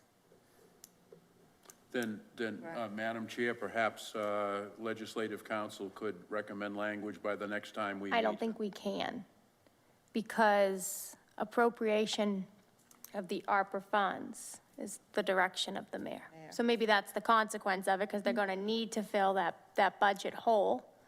And the ARPA funds are available funds for them to do that. But I'm not sure, I'll look into it, but I'm not sure I can tie an obligation to use ARPA funds here. That's why it's not drafted with that obligation. So, Madam Chair, then we would need an honest discussion between you and the mayor that if we were to pass this, would he be amenable to providing the funding to replace the rebate, correct?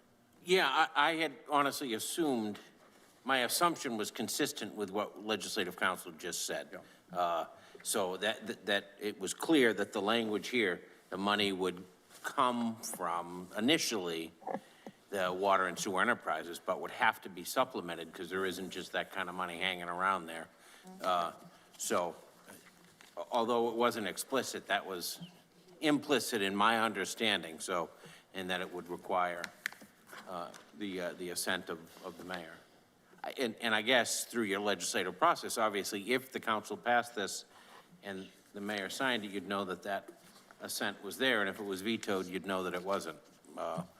But I think you'll be able to have this continued discussion against the backdrop of the use of the rest of those ARPA funds, because as both the mayor and I mentioned, we'll be back before you next month with a very detailed, what we're working on, I'll tell you, just as a preview while we're here together, is a pretty detailed description of each proposal where, we have enough time. We have done some preliminary work with our contractor on the, so when you're doing renovations to buildings with ARPA funds, remember, you can't just go in and fix an old building.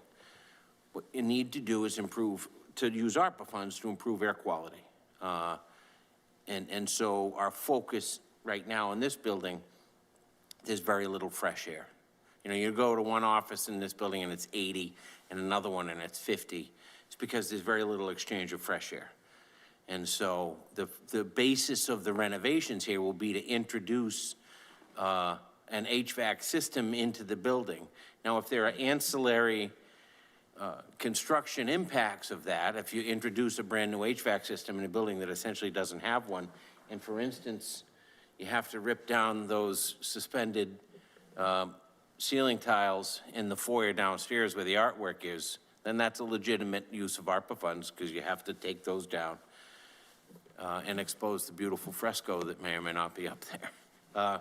So we'll get into that kind of detail when we come back and talk to you next month. And that really will give you an opportunity to understand.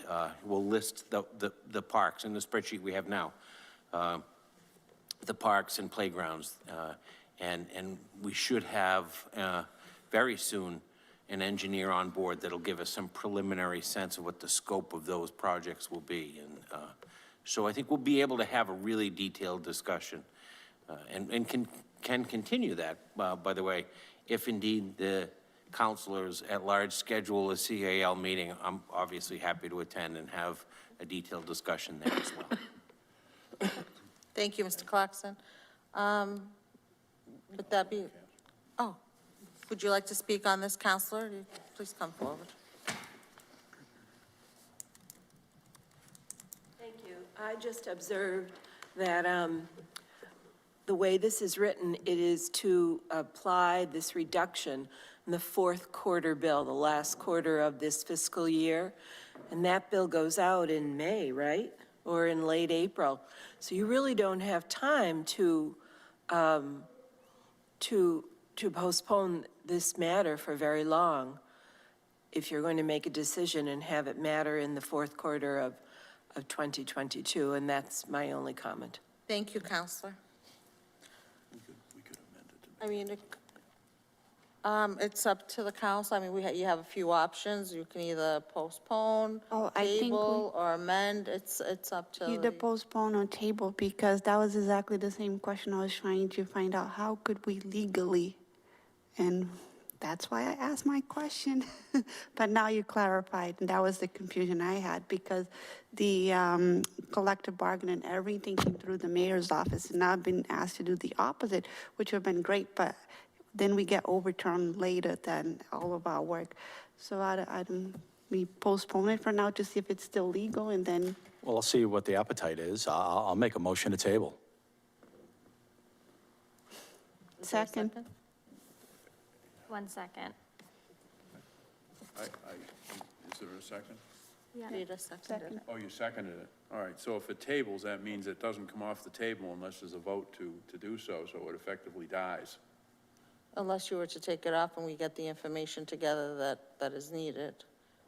They'd never know when to come in. I mean, I oppose it, so, I mean, I'm just making a motion to table, and, you know, we'll take a vote, and we'll see what comes of that. If that fails, then we can make another motion. And I don't think this is legal. I don't think we have the authority to really take action, use the ARPA fund in this matter. It really needs to come from the mayor. Then we need to lobby the mayor and ask the mayor to draft an ordinance before, not an ordinance in order before us. So that way we can take action that way from the mayor's office.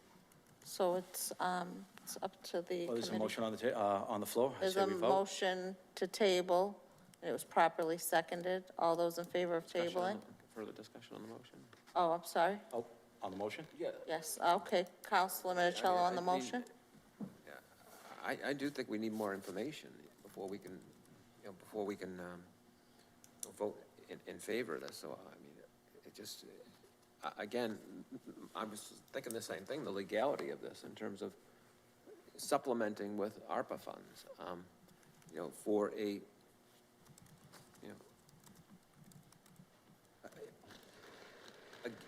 giveaway without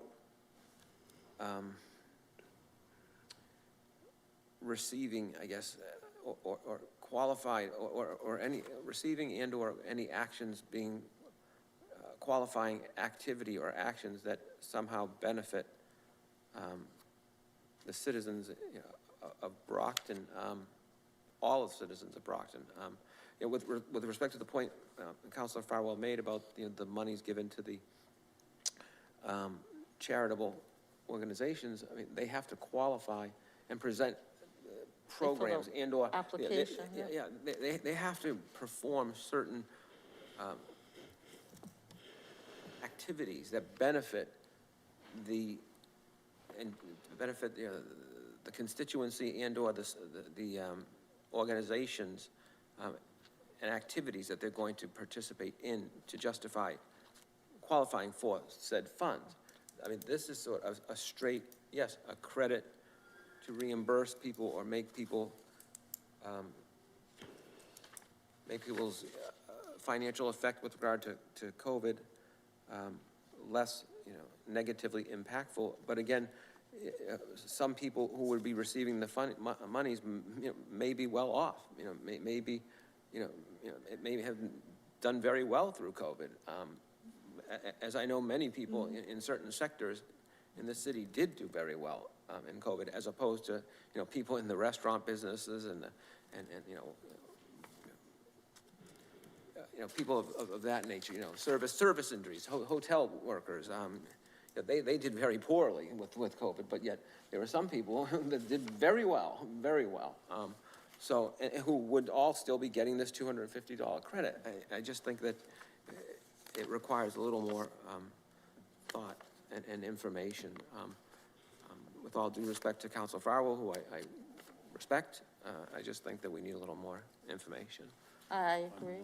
On the motion, Councilor Fowler. On the motion, I completely agree. More information is always better. I would suggest that anyone who's interested go on the National League of Cities website, find out the different questions that are answered about the use of ARPA funds. You can certainly research other cities.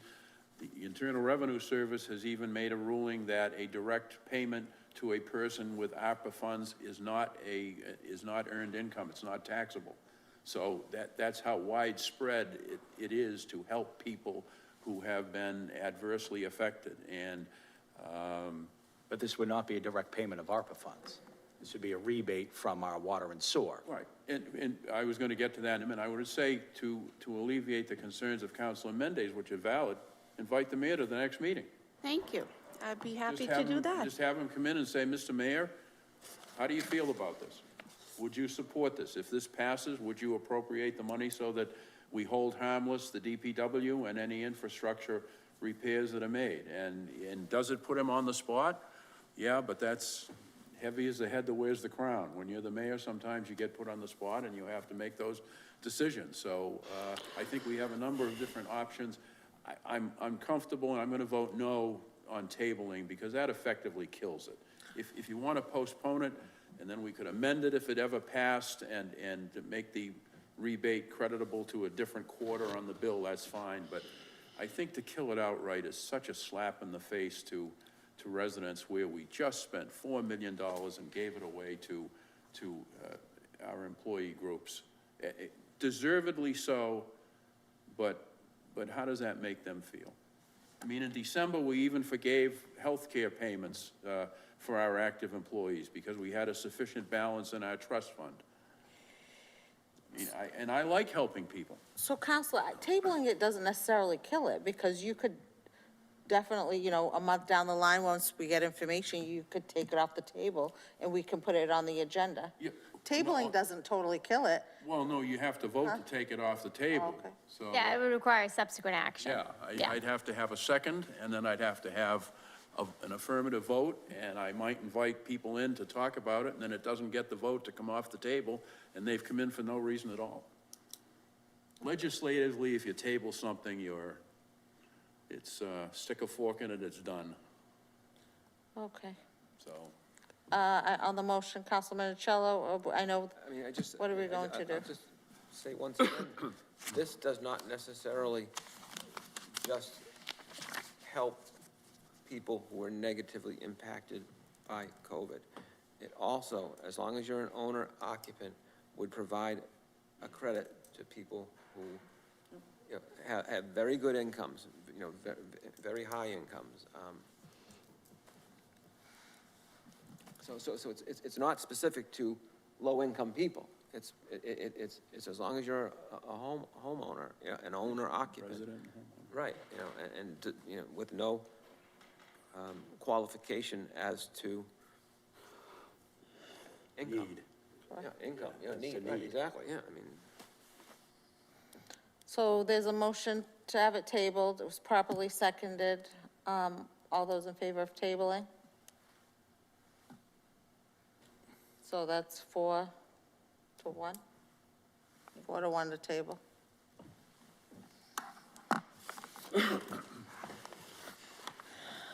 Just need a motion to adjourn. Yes, we need a, Motion adjourn? Thank you. Second? Motion to adjourn properly seconded. Thank you, councilors. All in favor?